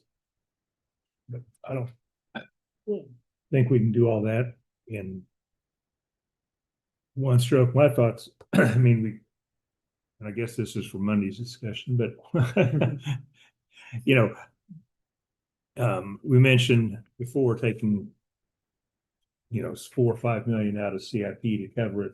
You Yes. realize it's a temporary, you know, you can't do that every year. Right. But then as soon as this one was done, start work on next year saying, okay, next, you know, Mhm.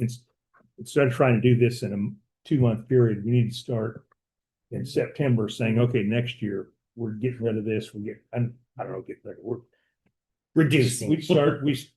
You need to say getting rid of it. We can't do it all in a month, but we need to Mhm. start in September really on next year's budget, saying, what are we gonna do differently? What's the county gotta do? You know, I know they're talking about that in the health department, but really through all of it, you know, Mhm. every 2 weeks, have a different department come in here and say, look, here's what you got, what can you do?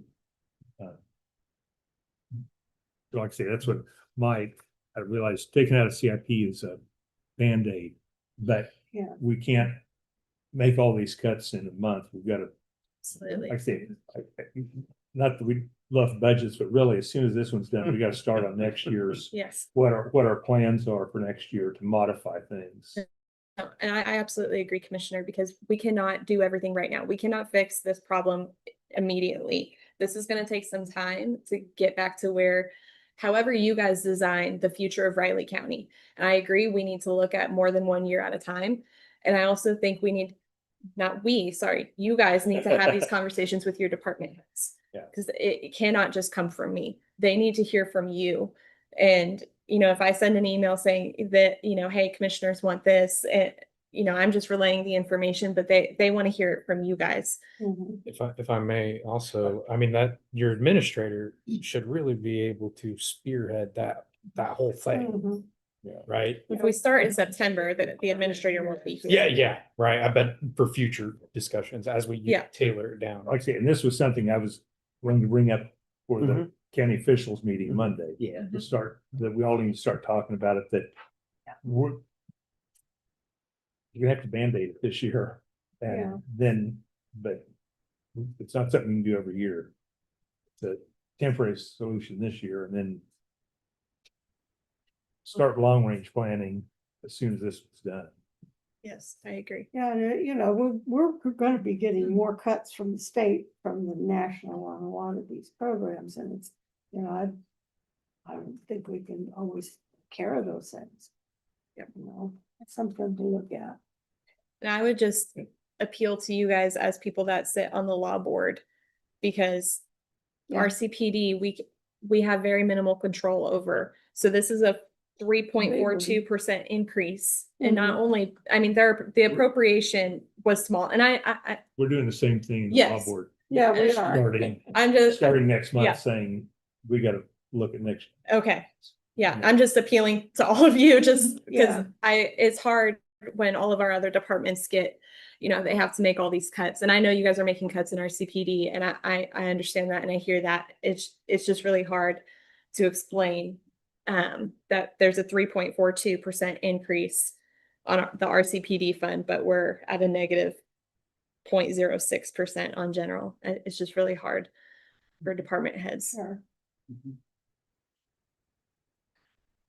No, I mean, I've got the same, like I say, the same thoughts on law board as we do here, that Yes. we've got to start. You know, what pre-law, I'm gonna bring it up tomorrow at the pre-law board Yeah, meeting about yeah. what Mhm. thoughts I have going forward, that we need to start now looking at As a an one overall o'clock, right? thing, Mhm. really department by sort of divisions, not departments, however they call their. Yeah. Start looking at each one each month and see Mhm. what we can do. Okay. We can do that. So as soon as we wrap up this budget, we can start right into 2028. That's not a problem. Do you guys have direction for me today on anything you want to adjust on this budget? Or do you want this to be the max amount that you want for your intent to exceed R&R on Monday? There's still things going on. We need to wait till Monday. Yes, so, okay, All right. yes. Yeah, it's got tomorrow and the weekend to kind of digest The this. one, back on the other page, Yes, sir. what's the number line 29, not appropriated? Yes, What is that? I'm trying to ask for it. We before, always but get that question. I probably ask it every year, but. Yeah. I'm actually gonna defer to Rich. That's what the best statutory explanation. obligated. That's really to be sure that you have some money at the beginning of the year. It's a statutory obligation and we have to have a non-appropriated amount. But we didn't before 26. We do. I just, It doesn't show on here. It shows here we started at 26. yeah, so I take it out. So this column here is your 2025 actuals. So we don't spend that $580,000. So that's why I take it out here, because it's not an actual expense, but we put it in here and it is on our state budget worksheet that I submit. Oh, okay. So is this a mandated amount that we pay? Statutory, yeah. 'Cause it's We don't statu- pay it, we just have to budget it in Is it a there. percentage of our budget or I'm what, trying to remember where's that number come How that's from? obligated, Yeah. but we can look that up and report that on Just, Monday. okay, Yeah, all right. it's something we're obligated. Like I to said, do. it's probably something I ask every year. That's- Yeah, no. I think it's a first. Hmm? I think it was the first time you've asked that. Yeah. $580,000, That's a good question. yeah. I'd be curious to see. We've gotten it many times in the past. Yeah. Well, we cut our budget. But yeah, just what is it based on our budget or population or how do we come up with that? Yeah, number? I'll double check. Okay, so we have the intent to exceed R&R on Monday, and I have all the other, because you have Riley County Fire District, and then we have all of our, not all of the benefit districts, but we have some benefit districts that do have ad valorem taxes. So none of those are exceeding, none of the benefit districts are exceeding. So you still have to sign the intent to not exceed R&R for all of those. Do you want to hold on the Riley County because of the other that we're waiting for other information on, and not do the Riley County on Monday? I don't, yeah, I don't. Yeah, we're probably gonna need to. Yeah, I Sounds think, like- yeah, I Okay. think that with having to publish Yeah. it, yeah. Is the fire? Fire within R&R, I don't, Fire is over R&R, but but we can go ahead and, well, it's very small. yeah. I think all three of us should be able to vote on that. Yeah. So we're gonna have to do it on Monday. Oh, do Riley County on I think Monday? they're gonna have to, yeah. We're gonna have too many questions to do it. Well, we just need, I know there's something's come up that you need to look at before. No, Mhm. And I am leaving for the day probably in about like 30-45 minutes. Five, if done quickly. Yeah. So, if we do Riley County on Monday,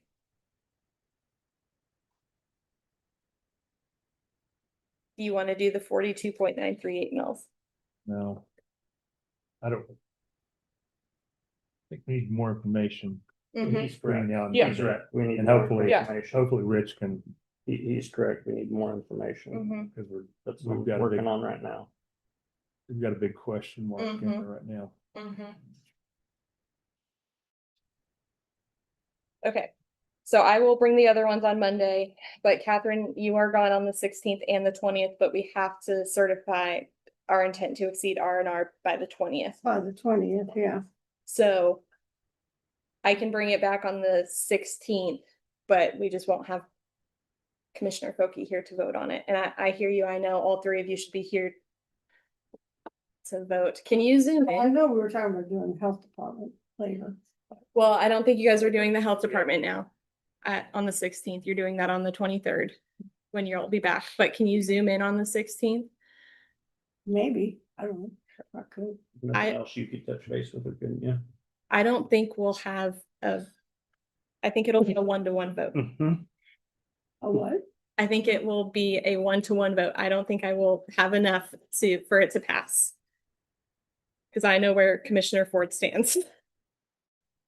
So, Just give me the time and I'll work on And it. just so we're clear, if it doesn't pass, I get to establish it at R&R. That's the clerk. No. Yeah.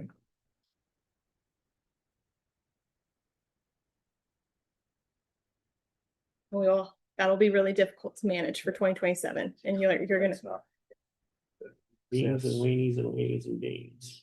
Well, if I get Beans the and time, I rice. can, I don't know what my daughter has planned, but, I can check with her out. 20, yeah. Or we could do it on the 20th. It has to be done before the 20th. on or before the 20th. So we could do it on the 20th, but Commissioner Foki is still gone. Well, on Yeah, I the know, but I'm just 20th, yeah. saying, if you can look and see on the 16th or 20th, which time you can make it work.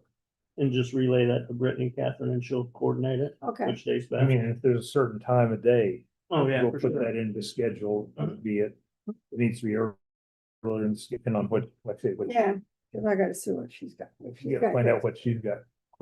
where she's gonna take me, yeah. Where you're gonna be. But yeah, the time. Look at the and day. 16th and 20th and see what's available. And let's say, get with them and see what we can do then. So Catherine, you'll just let me know what time works best for you, and then If you don't hear from her, be sure and touch base with her in time. Yeah, 'cause to it's make like- that. An hour difference too. so. yeah, that's okay.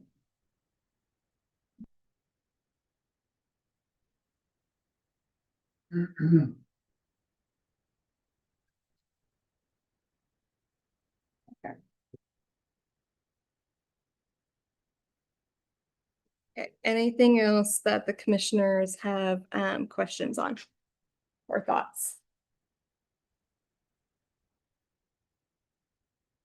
Okay. Thank you. Thanks, Brittany. All kind of questions. And thoughts. And thoughts, but yeah. And I am leaving very soon, and I will be off tomorrow, so, but I'll be back on Monday.